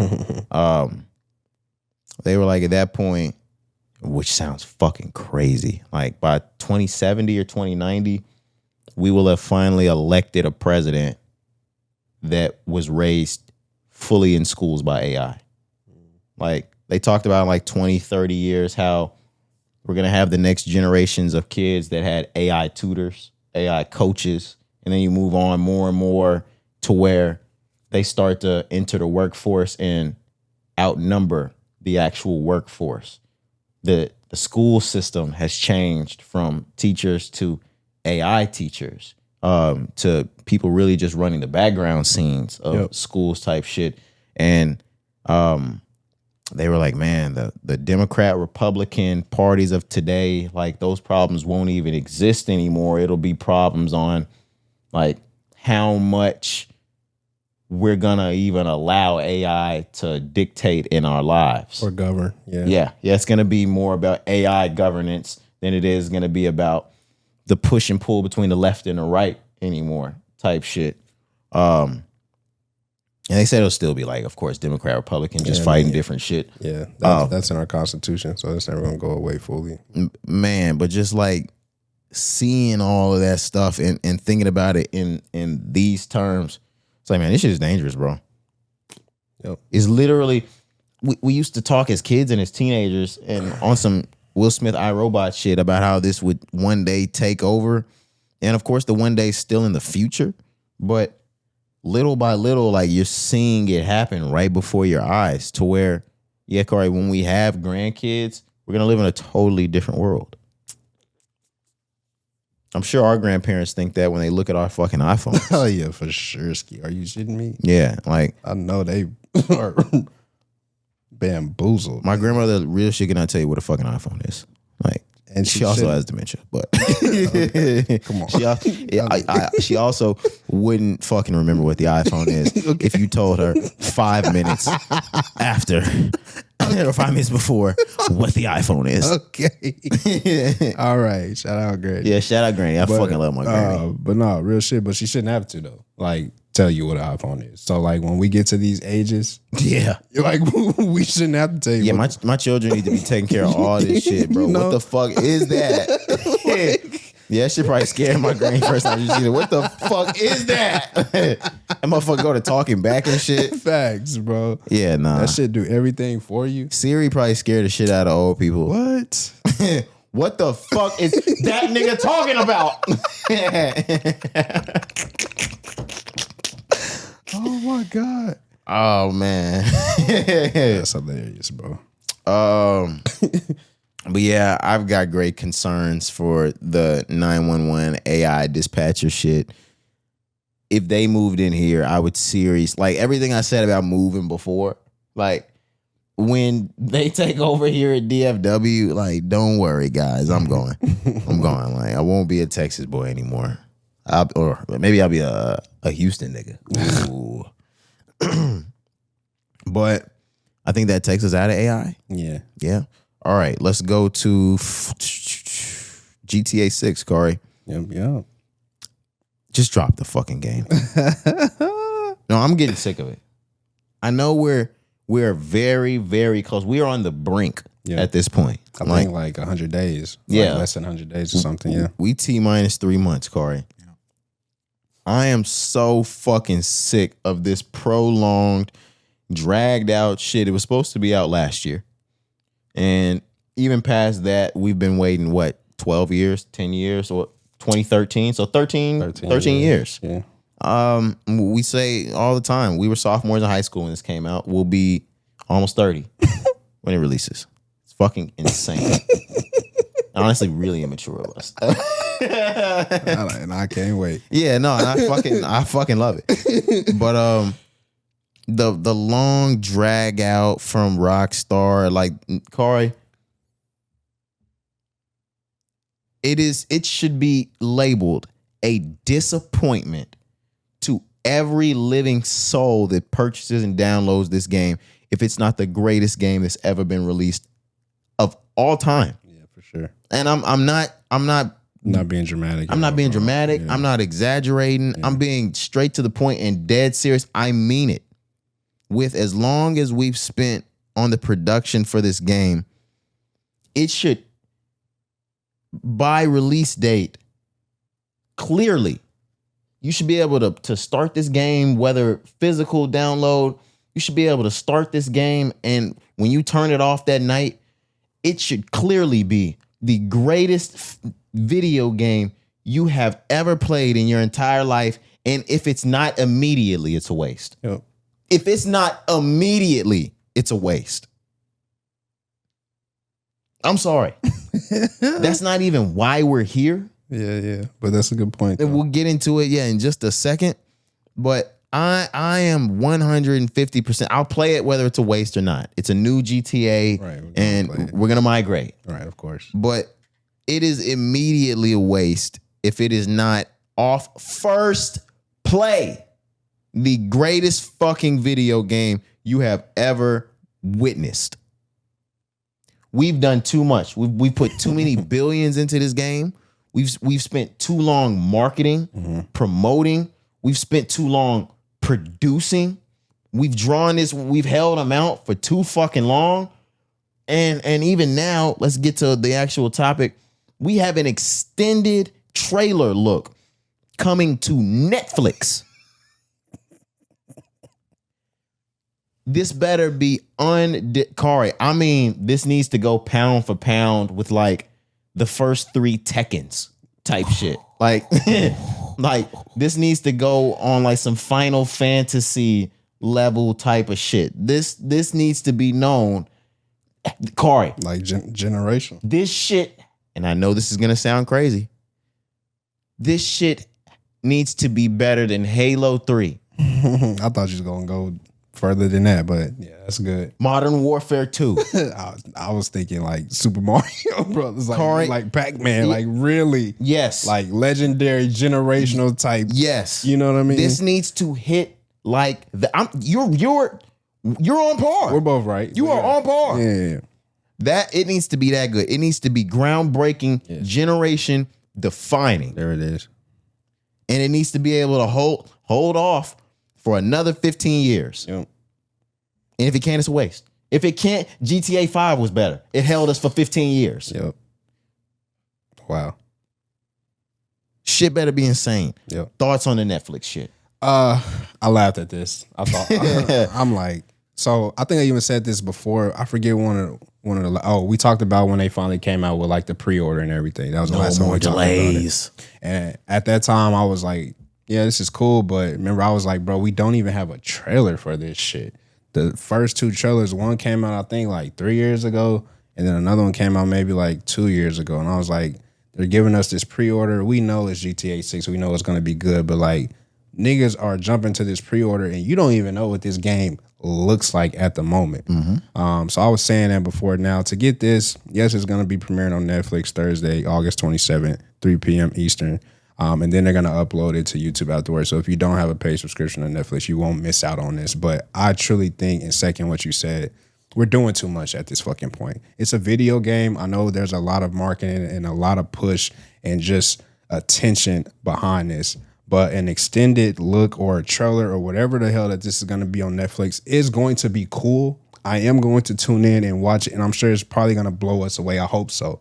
But we're doing way too much for a video game, in my opinion. Now, again, I'm going to be one of them ones in November that's going to be in front of the TV playing the game just like the rest of the world. So I'm not shaming what the game is or what it's supposed to be. I understand it, but we're putting an extended look for a video game, ladies and gentlemen, on a paid subscription platform. You know what I mean? Movies and television. I'm just like, I don't understand that. That's my only issue. Now, again, when it gets here, I'm truly thinking this shit is gonna be amazing. But I'm like, what's an extended look? Is it gonna be a movie? Is somebody gonna be talking? Y'all gonna premiere like a what's that like conference that they do when they release like new games? I can't even think of the name. So I'm like, is it gonna? I know what you're talking about. Almost like a summit or whatever. Yeah, like I know what you're talking about. Like when Jobs comes out with the new iPhone. So like, is it gonna be that? Because I don't really care for that. I want to see gameplay, which I know we're gonna get. But like, what is this gonna be? Why can't this shit just be uploaded to y'all website or YouTube, just like how every other trailer for a game is uploaded? Like, why are we just doing so much extra? And I get it. Once again, it's GTA 6. It's Grand Theft Auto. It's Rockstar. You can do these things because of the name. Yes. I understand that. I'm not saying they hold weight. Yeah, I'm not saying like this is crazy. I'm not saying that. I'm just saying, why are we doing it? Because they're Rockstar and we created GTA and Red Dead and Bully and Max Payne, and we're known for literally the fucking great, and the Warriors and all those fucking games. Midnight Club, the list goes on. Corey, when this game comes out, I better be able to drive to the strip club and one of the ladies reach through the TV and blow my cock.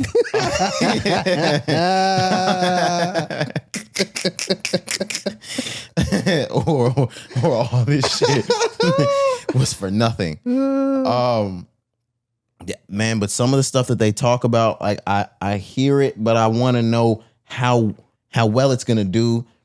Kari, they said that you'll be able to play basketball in there, just like the 2K. Yeah. There's gonna be like a park. A park. Yeah. They said that GTA is going to have its own in-game social media that you're gonna be able to post and make videos and like TikToks and all that stuff with your player and other players. They're gonna have, like, from what I was told, the way on PC you have different like RP, like role play settings, that they're going to have different lobbies with rules and positions and stuff you can play, because they don't like that niggas was making money on this. the whole big thing that GTA 6 kind of stood on is we're gonna put this game out and get ahead of these PC niggas. Yep. Which is why I think for the first year of GTA, you don't have a PC version, because they're gonna spend the entire next year realizing or figuring out what you hack niggas are gonna do, and we're gonna double up on that shit. Yep. They got a lot of potential. Them radio stations, right? There's a lot of potential here. Yeah. So what you said earlier about this game being defining, is that what you said? Generation defining. It's going to be that, bro. I think we know that, right? Like, I'm not thinking that's not going to happen with all of the things, all of the news that we've gotten over the years. Okay. I'm not sold. You're not? I'm not. I think that it sounds like a guarantee because everyone's been waiting on it. Okay. Bakari, it could get out and just not be that. It could. They could have spent so much time trying to deliver us this and that and that and that. But the one thing that I do trust, just like I said earlier with my new work crew, some techie ass gaming niggas you can trust, bro. Yeah. Like, to geek out over making the best type of game. And if there's anything you can trust, Corey, in this industry, it's Rockstar Games. For sure. North, South, all. Yeah. It's Rockstar. After that list that I just said, come on. Red Dead, GTA, Max Payne, Bully. Bully was crazy. Some of these, Midnight Club. Yeah. You can't take away any stripes from Rockstar. Nah. But they still, like, Corey, this is the biggest this is the most highly anticipated video game of all time. Ever. Of all time. Even the games that we know that came out to be legendary, Modern Warfare 2, Halo 3, they weren't anticipated the way this was. They just dropped on us and happened to be that good. Exactly. This is the most highly anticipated video game of all time. They're under more pressure than any video game developer, PC, console, handheld, that anyone's ever been under. Ever, bro. Ever. That's the thing for me, Cart. You have to deliver, and under this, you have to deliver the best thing we've ever seen. They are where Jobs was with the Macintosh. You have to deliver something generation defining that niggas will remember forever. Ever. I agree. You got kids into it. You got 40-year-olds into it. You got them 50-year-olds that have been around since GTA dropped, the first. I was about to say, I mean, we were the kids when the last one came out. Now we're the adults. Yep. And then you got the current kids, which is just so crazy, bro. Yeah. No, you got people that are fully through this cycle with you. Yep. You got people like us that are in the middle. You got kids that shouldn't even be playing this shit, but they were just like us playing San Andreas as sixth graders and shit. And who are we to tell them they can't play it when we was playing it, Kari? Because you couldn't tell us. Fuck that. Like, what? I was hiding that shit. I was going to say, and our parents tried. My dad tried. Yeah, absolutely. I'm like, bro. My dad tried it with a lot of stuff. I remember, do you remember that phase my dad went through when he was like, you're not getting any more Call of Duties type shit? Oh my God. It got to the point where Mom Dukes was on my side. So my mom would buy me the new game for Christmas, and we would just have to keep it in the same old case as the old one. My dad would come in and be like, is this some new? Dad, it's the old one. Like, Mama, y'all won't buy me the new one, remember? Nah, yeah. My dad, early on would buy me, clean music, Walmart music. And then Def Jam 5 from New York was rated M. Is that the game? Yes. Yeah. Def Jam 5 from New York, I remember, was rated M. I asked him for it, but for some reason, my grandma bought it for me for Christmas. And when I opened up the gift on Christmas, he saw it was rated M. He was like, we taking it back, basically. But me and my cousin was like, nigga, we've been waiting on this game forever. Months. Yeah. We knew we were going to get it on Christmas. It was ready. And then we popped that bitch open that same night. Ain't no taking it back, Daddy. Too late now. Ain't no taking it back, Dad. We didn't rip the plastic off on me, bro. So I might scratch this up just so you can't take it back. Yeah. But I don't think he was serious. It's just when you see a rating, all you think is the eye opens. There's something in there my child shouldn't be seeing. Exactly. And with that, maybe you saw like a girl like in a bikini during a fight or something like that, but really it was just the language that you had to worry about. Yeah, that was really it. Yeah. And then I'm like, at home, you got rappers talking like rappers. Right. It's like not like I'm not hearing. Yeah. Like y'all curse at home. Like yeah, no, my parents could never see. Like what? Had it been like that, and that's why my dad and my parents, and that's so hilarious, they had to let NBA ballers go. Like you just gotta let NBA ballers just fucking go. I learned everything from you guys. Like I wait for one day one of my parents says something to me about my mouth. Are you serious, motherfucker? My dad jokes about it. He be like, where you learn that from? He be talking about this on the pod. Yeah. I be like, nigga, you. Yeah, like, well, are you serious?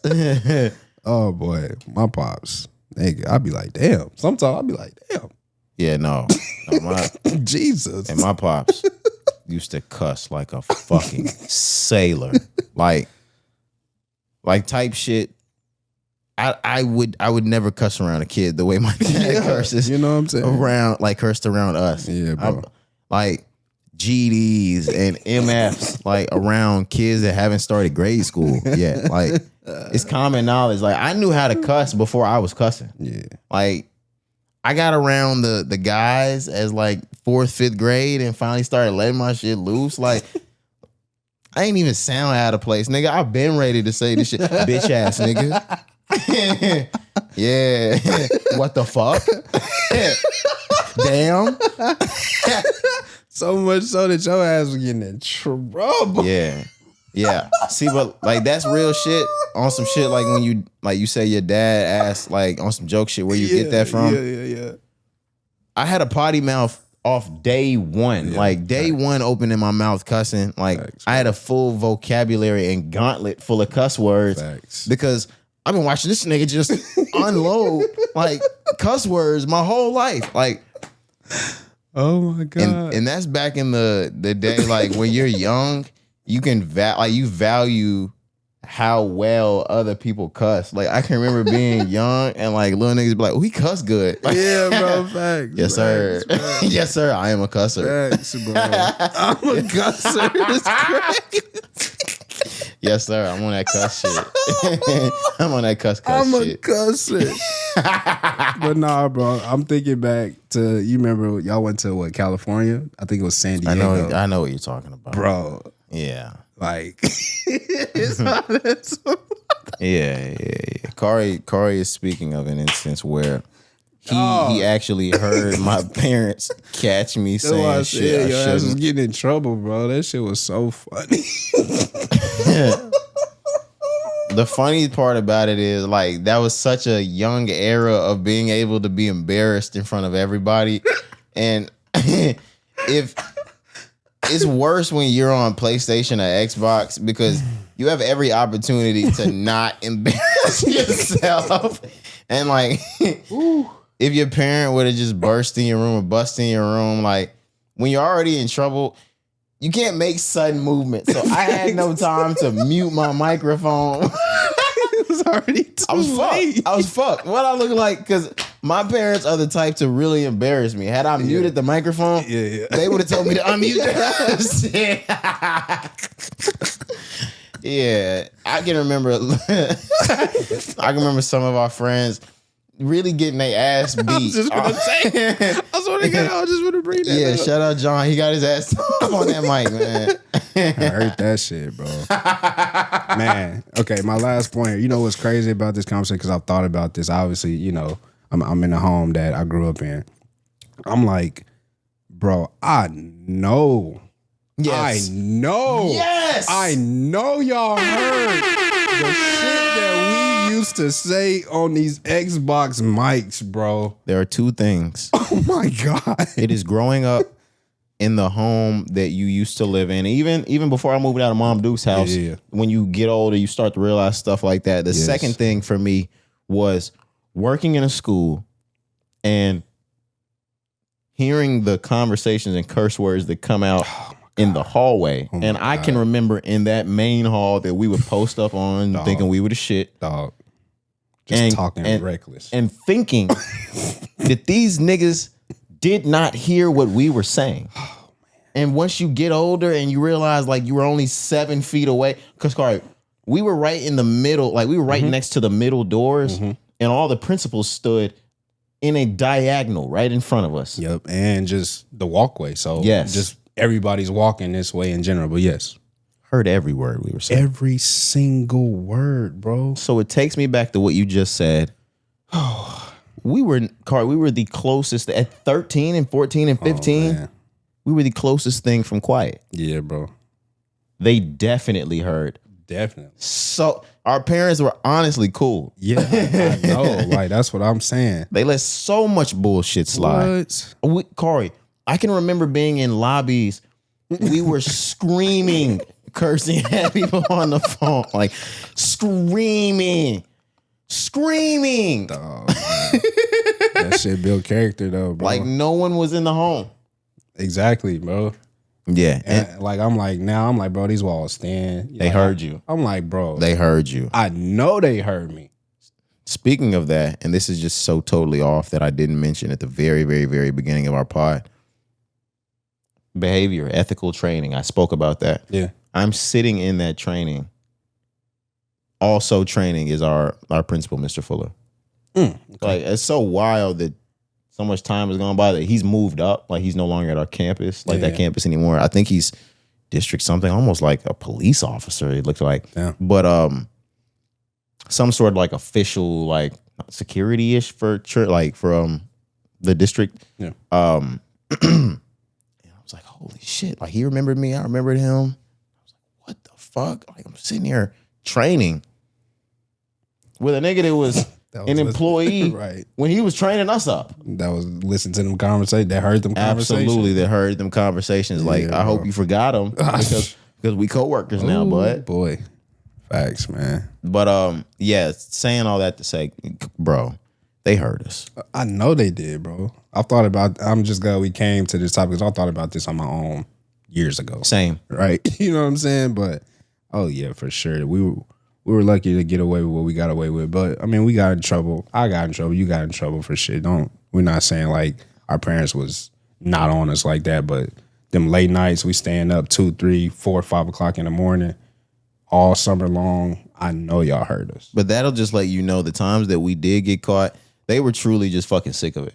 It was just a bad day. Yeah, like like they were having rough days. Man. And the last thing they wanted to hear was us doing some shit they already told us not to do. Exactly. Yeah, get the fuck off that. Now, unplug that shit. Like, damn, unplug it. Yeah.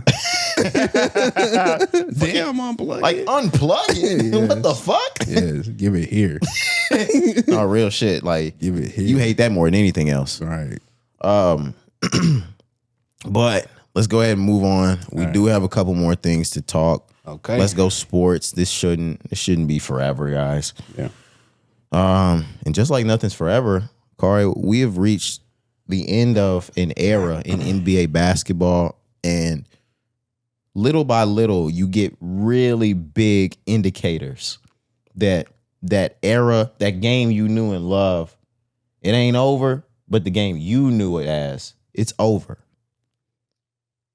Yesterday, Russell Westbrook announced that he would be retiring from the NBA.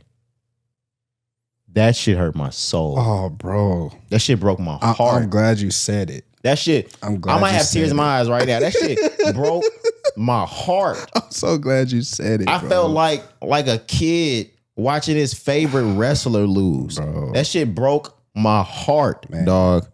That shit hurt me, bro. He is one of the first really big faces as we started to come of age and take basketball more serious as a craft. Yeah. Like when we started to turn into teenagers, of course it was always more than a game to us, but it started to become bigger than just a sport. Starting to learn more about the game, our players that we really liked, what we liked them for, the characters in a player that we liked. And Russell Westbrook is one of those people that, honestly, there were things that you could take or that you could add to him if you wanted to add him being more of a team player, which he did gain later in his career. For sure. But he's one of the best players you've ever seen. One of the most explosive guards you saw play in the 2010s into the 20s. And one of those guys you always wanted to see holding up an NBA championship. Like, that's what broke my heart the most. Seeing my favorites that, and I'm sure this was our parents in their 20s with Barkley and Ewing and all of those, looking at your greats that you rooted on for decades, never achieving what you always wanted to see them with. You always get to see some of your greats get that. You'll get to see Steph get it. You see LeBron get it. But you see those that worked forever. CP3 worked forever for that motherfucking ring. He beat his body up over that motherfucking ring and never kissed it. No joke. Yeah, no joke. But never got the chance to do it. Russ is that same one, and Russ had more of a shot at it. Russ had goals at that finals, like with KD. Man.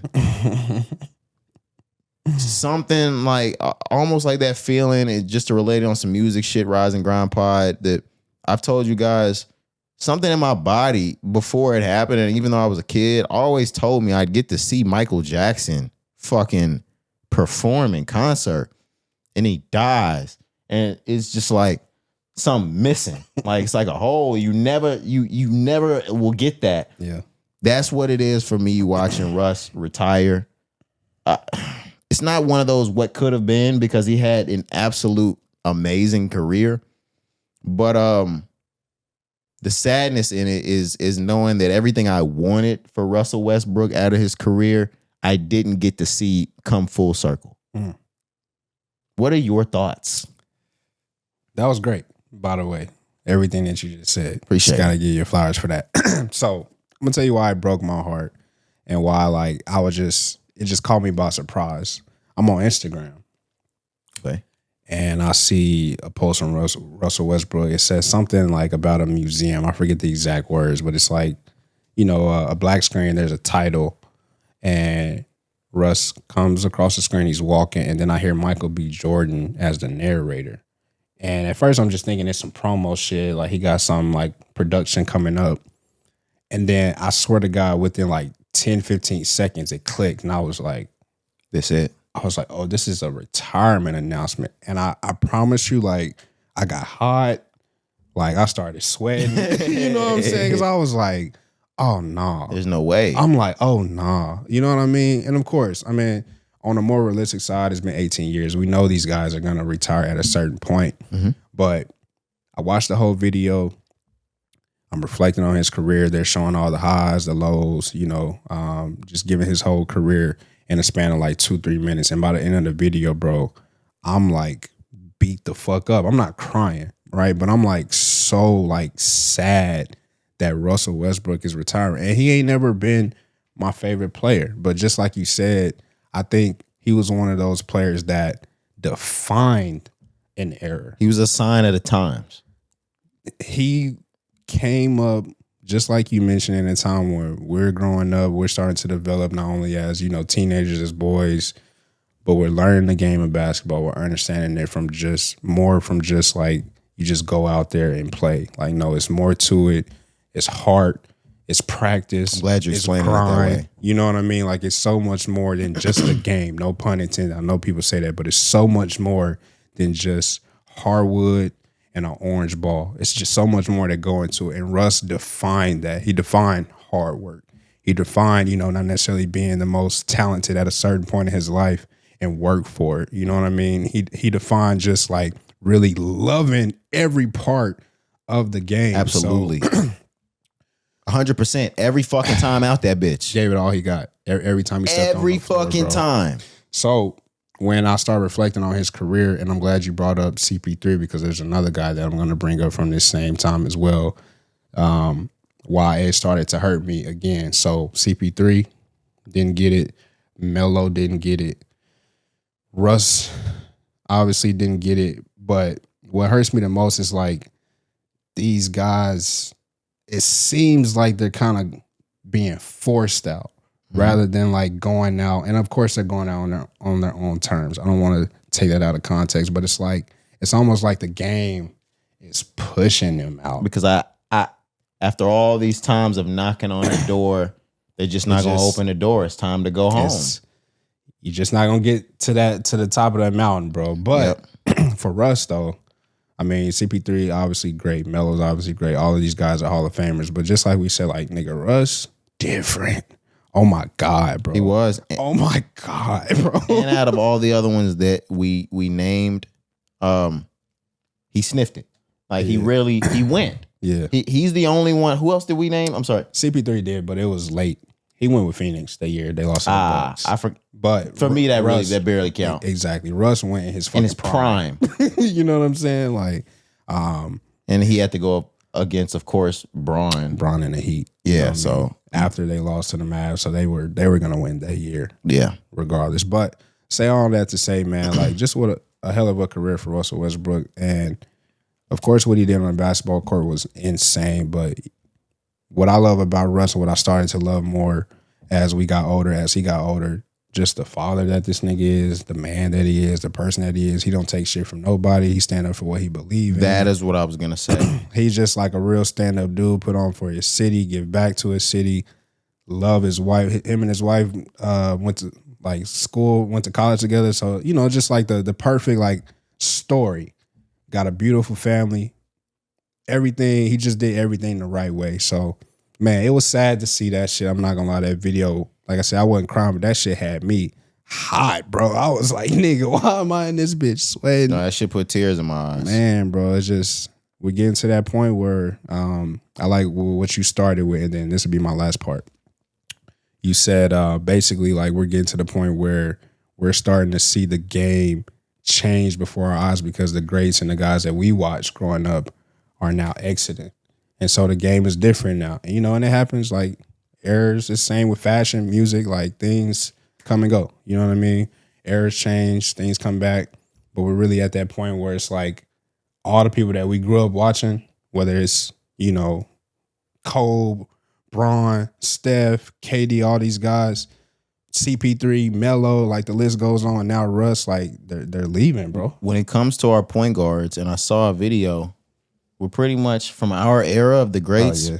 We're out. Curry, the only one that's still here. I was gonna say you talk, Russ, he's gone. Yeah. You talk Rondo, he's gone. Man. You talk Rose, he's gone. Yep.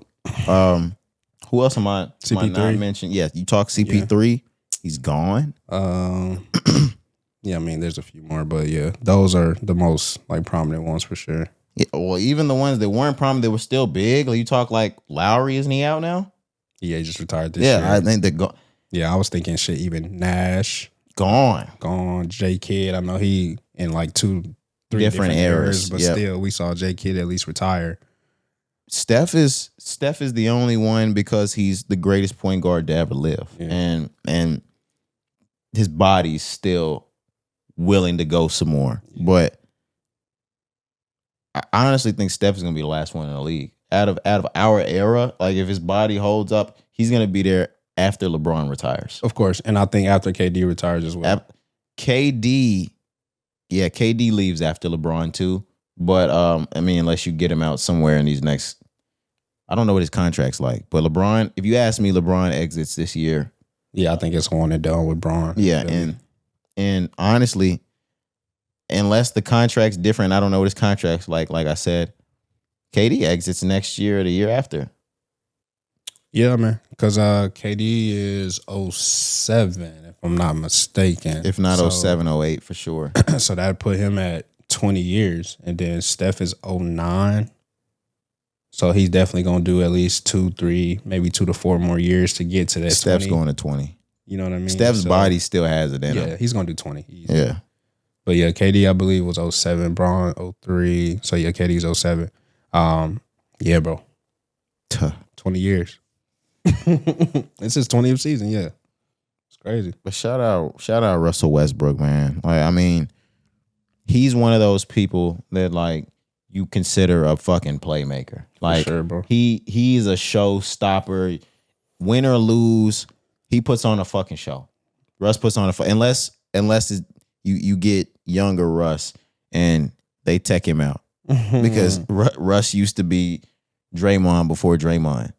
Not aggressive, but like he's leading the league in techs and ejections and shit. Yeah, and you remember early on, it was like nigga, KD's still on your team. Like pass him the ball. Yeah, like I mean, I remember those days. You think about the KD like Russ beef that was there for a long time. Yeah, oh, man, just great, bro. Just great times that we got to experience. You know what I mean? But where we at, man? Yeah, what you looking for? I'm looking for the Russ. Oh, the what? I think that's it right there. No, go over one more to the last one. We got Russ? Yeah, bro. Russ is on here. Where the fuck is our Russ audio, man? Nah, bro. Damn, Cari, you wiped the Russ off? Nah, there's no way. Ain't no way you wiped the Russ. That's crazy. Oh, there it is. What? There we go. There we go. What are you niggas niggas talking about, man? You niggas is tripping. Yeah, y'all niggas tripping. Shout out Westbrook, man. Everything about Russ, man. Yeah, but shout out him. Let's move on. Let's stay basketball, Cari. All right. Let's switch over to the LA Lakers. I mean, he was once a Laker, right? Yep. Did he win a ring and a with us? Clipper? No, I'm tripping. He wasn't there that year. I'm about to say, like, damn, did he actually win a ring? Nah, he wasn't there during the bubble. But yeah, he played for the Clips and the Lakes. Yeah, I had to. Real LA legend. You're right, actually. Like, an LA native that played for the Clips and the Lakes. Nigga, and he went to UCLA. I forgot about that, too. That's what I'm saying. Like, his story is incredible, bro. Okay. Yeah, right. Like, okay, Cari, no, it gets even more incredible because he played for the Sacramento Kings, too. Yeah. That's where he left. Yeah. No, that's crazy. You played for the Lakers, the Clippers, and the Kings. He needs to retire a Warrior. This nigga Cali is fuck, but he LA. Facts. But yeah, let's switch over to the LA Lakers, Cari. They have made waves. Of course, we talked at some point during last basketball season how the Buss family exited their ownership of the Lakers. Yeah. And Jerry turned over in his goddamn fucking grave, Cari. I think he did it again, but absolutely. Yeah, Jerry Buss. Yeah, the Buss family disgraced Jerry after he passed away. I'm not gonna lie. For him to pass away in like 2013 or 14, and by 2026, you've sold the entire company. Yep. We're leading this up to what I just said, Cari. I'm sorry, not Cari. Listenership, viewership. The Lakers have been sold in a large scale deal just this week. A whopping $12 billion, Cari. Crazy, bro. And I'm not sure if that's exactly what they're valued at, if that was a overpayment, underpayment, but I know for sure the Lakers were sold this week to Josh Kushner and Bob Iger at $12.5 billion valuation. Damn. Yeah, the current owner, Mike Walter, agreed to flip his controlling interest after just 14 months. And just like we said, that was with the exit of the Bus family. And I think that price was like $10 billion. So made a little dollar here. Cari, I don't know what I would do if I got my hands on Jeannie Buss. I'd turn that bitch every way but loose. Are you serious? Nah, bro. It's disgusting what's happened with the Buss family. Not even gonna lie, like on a more serious note, because even that's an internal thing too. All of them aren't. Oh yeah, the siblings are. That's a mess over there too. Yeah. But even the new ownership though, this Kushner guy and Iger, they got ties to the president. I was just about to ask, is Josh Kushner related to Jared Kushner? Yes, sir. I swear to God, I was just about to look that up. So you see how messy shit gets already. Yeah, I mean, I don't know. Of course, none of that shit matters. It's going to be about what the Lakers do on the hardwood floor. I get that, but at the same time, Kushner's married to Trump's daughter. Yep. There's a whole lot of like private equity, and as we know now, the president and the government in the United States, I'm pretty sure Trump said he wanted to buy an NBA team a while back. It's a starting point, right? Everything starts with something. So the Buss family get into that first sale. We knew there was some issues with money and all of that and capital. So they had to change some things around. They found this guy, he buys it for $10 billion. He obviously has no interest truly to run the organization in the way that it was ran by the Buss family. So he immediately flips it in less than 16 months. And then you sell it to Kushner and Iger, who, again, don't necessarily have any basketball knowledge to my knowledge, but it's more about like control and power and private equity and return on income and return on investment and investment. My bad. Yeah, and all sports and all like businesses and like this private equity shit is starting to like really turn the world upside down, bro. Yes. So I agree. That's all I want to say. Like I said, that matters, but of course it's still gonna matter what happens on the floor. Of course, they still got Luka, and it's still the Los Angeles Lakers. It's a boom. But at the same time, like you can't ignore when organizations as prominent as the Lakers changes hands this many times in a short amount of time. It means something more than just like, okay, it's a new owner. Like to me, I'm like, nah, this is going to lead to something else in the future. What that is, I don't know, but wasn't happy about this once again. And I joked, like I said earlier, I think Buss turned in his grave once more when this came through. He threw up in it, motherfucker. Like, it's crazy, bro. But yeah, Kushner family. You had it right, brother. I swear, as soon as right before you said that, I was typing into my phone, is Josh Kushner related to Jared Kushner? Yes, sir. Okay. So we've gotten political with this shit now. Yep. And Iger's a former Disney CEO. All right. I told y'all niggas I'm a Timberwolves fan now though. So I said it to the guys in the group. I was a Laker fan so long because of Kobe. Once he left, I stayed a Laker fan. And I've made it here. He retired 10 years ago, Corey. I'm done. Don't blame me. I'm done, y'all. I might be lying, but for right now, and let the season come, I'm finna get an AE jersey. I'm finna get a LaMelo jersey. Yeah, get one for sure. Nigga, I'm about to get an old school KG jersey just in case niggas say like, oh, you wasn't never fit. I always had love for KG. I got the AE already. So yeah, I'm already a step ahead of you. I'm finna get a Ricky Rubio. Niggas, if I get Ricky Rubio, niggas really get. I'm a deep fan. Yeah. You day one. Yeah, man. Intro to Euro. Ooh, yeah, Ricky Rubio Euro. I remember when niggas was doing Euro steps and they would say Ricky Rubio's name before they did that shit. Like, that's crazy. Come on now. That's so crazy. Because I remember that draft, nigga. Me too. Like watching it. I remember the Euro step era. Like the way niggas step through now and that shit of travel. They was calling us on travels for Euro stepping. And Lily, hell yeah. That's crazy. Yep. Yeah. Like, it's literally the same way these niggas do a step through now. And they're like, oh my God, this is not a travel. We were getting called for travels early. It didn't take long for it to become a thing where it wasn't, but like early on when it first like came over, we were getting called for travel for shit. I remember real talk, like organized basketball in school games. That first year the Euro step was booming, we getting called travel on that shit. Like, it got to the point where coaches are telling us, don't fucking Euro step. Like, don't do that shit. That's so crazy, bro. Oh, man. Yeah, I mean, same way now they're teaching like kids in schools, don't step through. Yeah. And in 10 years, it's going to be normal. But now, like... How you feel about the step through? So what are you talking about? Like, because I'm talking about the players that may, like, take their 2 steps and then pump fake and then step through, or the gather step and all of that. How do you feel? That I don't necessarily think is a travel. Okay. You got to kind of show me what I think though. You know, like the James Harden step back. Okay, yes. Like that shit, how is that not a travel? Okay. The step through that you talking about though, I don't necessarily think that's a travel. I know what you're saying, like niggas are pump fake and then they'll take like another step. This, right?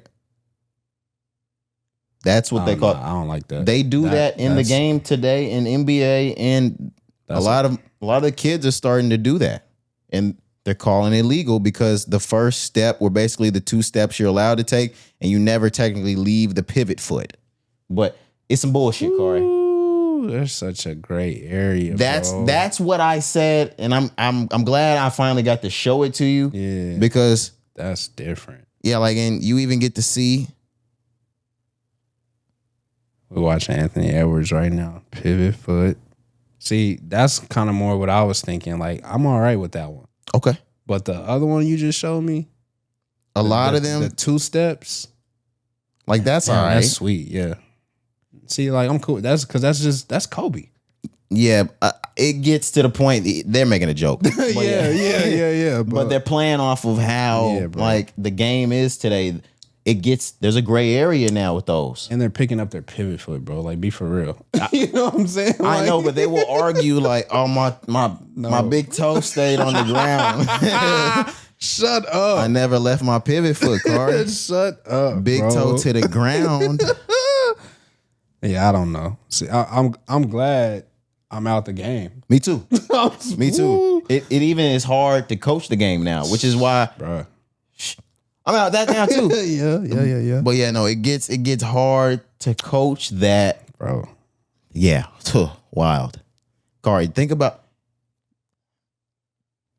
how good of a player you were, and like how far the game has moved, and like you thought you was gonna teach your son like to be the greatest. Bro, like skills training is where he's going. Yeah, for sure. Because I'm ass, bro. I thought that like we was gonna be able to teach him everything. Like that nigga ain't got to worry about nothing. Yeah, I mean we can still, and I think it's still important for like the basics and fundamentals. Instilling the fundamentals for sure. Because I still feel like that's the bread and butter. Regardless, y'all can do all this fancy step through and all that, but like we ain't making them no pro though. But yeah, that advanced shit. I'm no longer advanced. Yeah, we were advanced 10 years ago. Like, bro, I'm so out of it, bro. Yeah, niggas not trying to be Brandon Roy no more, Cari. No, bro. Niggas not trying to be John Wall. No, nigga. that shit might get your ass crossed up out here. Yeah. Nah, gang. Niggas trying to be niggas pulling up from the logo. Man, what? Half court, bro.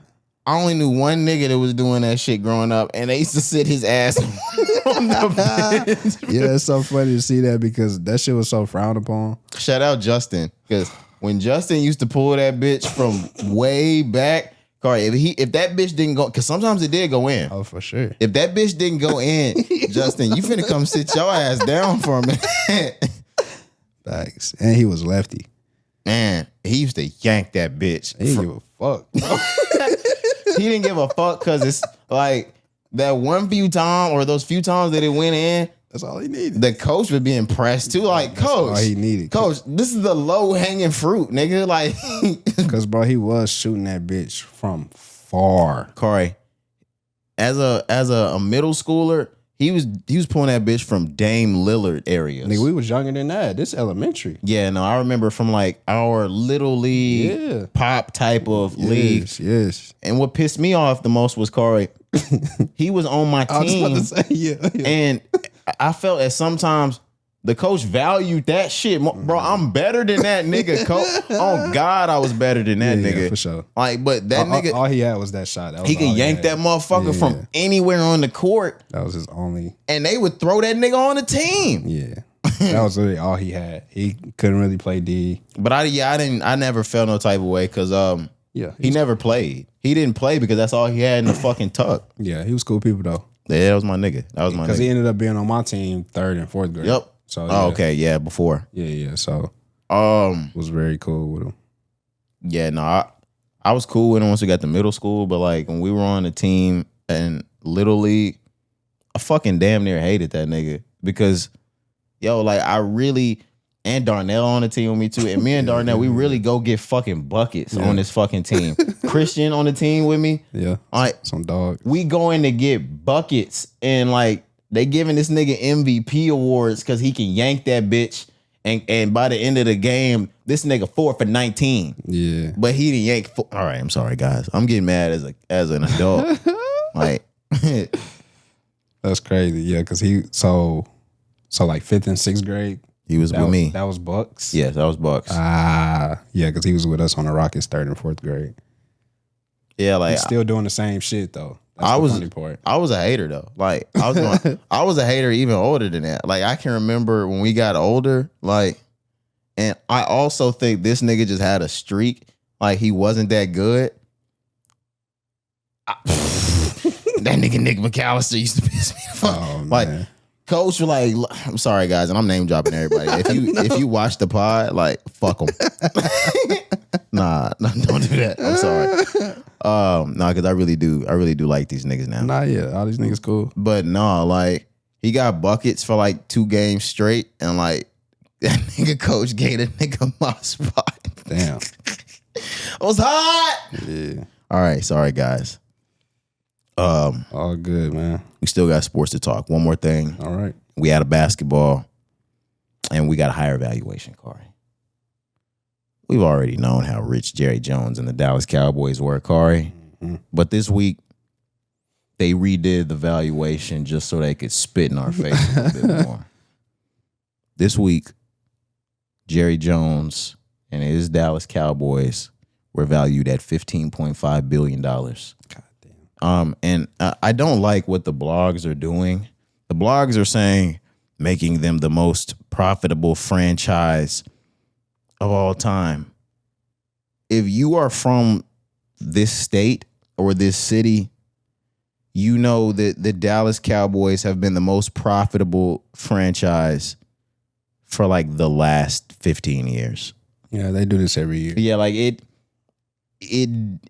didn't matter. Like, not that it didn't matter, but I'm saying like you guys saying making them was like they just crossed this milestone and became that.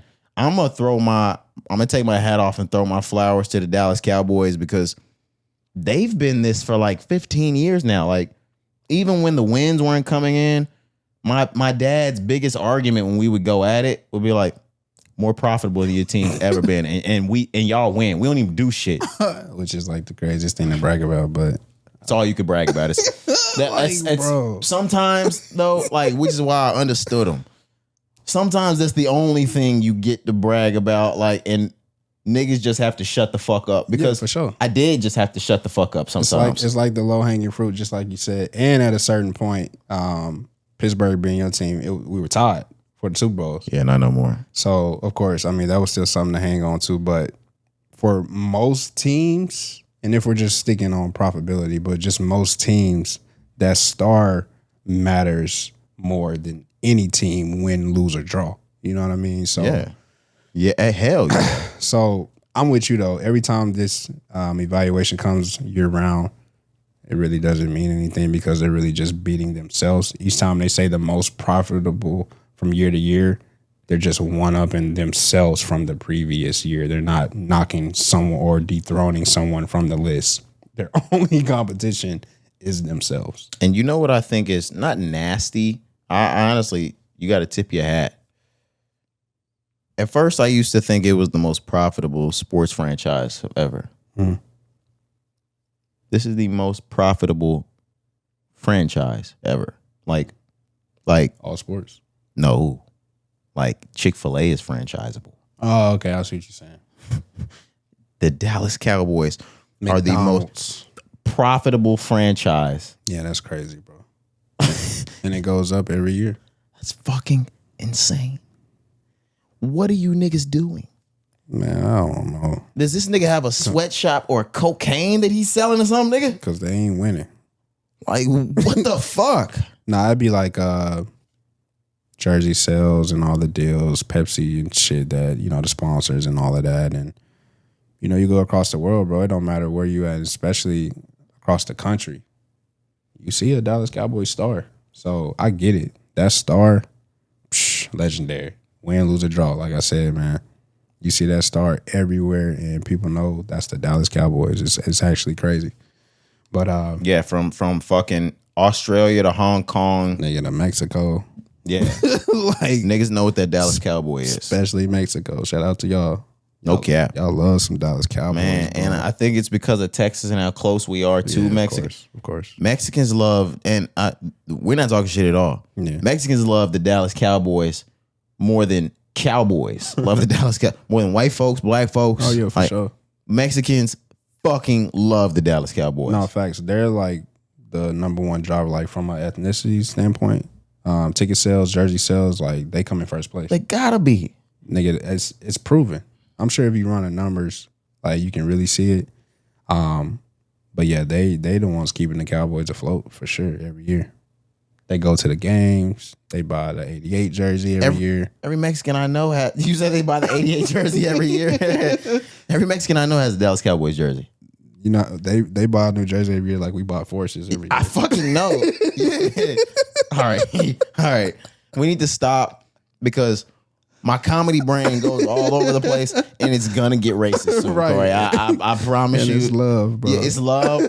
But like the comedy is gonna take this somewhere racist soon. Niggas gonna be looking at me. Everybody's looking at Ashton Kutcher and guess who? That nigga said a job of like whoa. Oh my god! Said a job, a house. I gotta rewatch that, bro. It's been years since I seen that. I saw it last week. Shit's fucking hilarious. Yeah. Shout out Bernie. But yeah, shout out Bernie. Shout out Jerry Jones, man. Yep. And all of the slaves, black athletes, he put to work over it. Man. And them niggas be good slaves, them too. Facts, bro. You seen Irvin?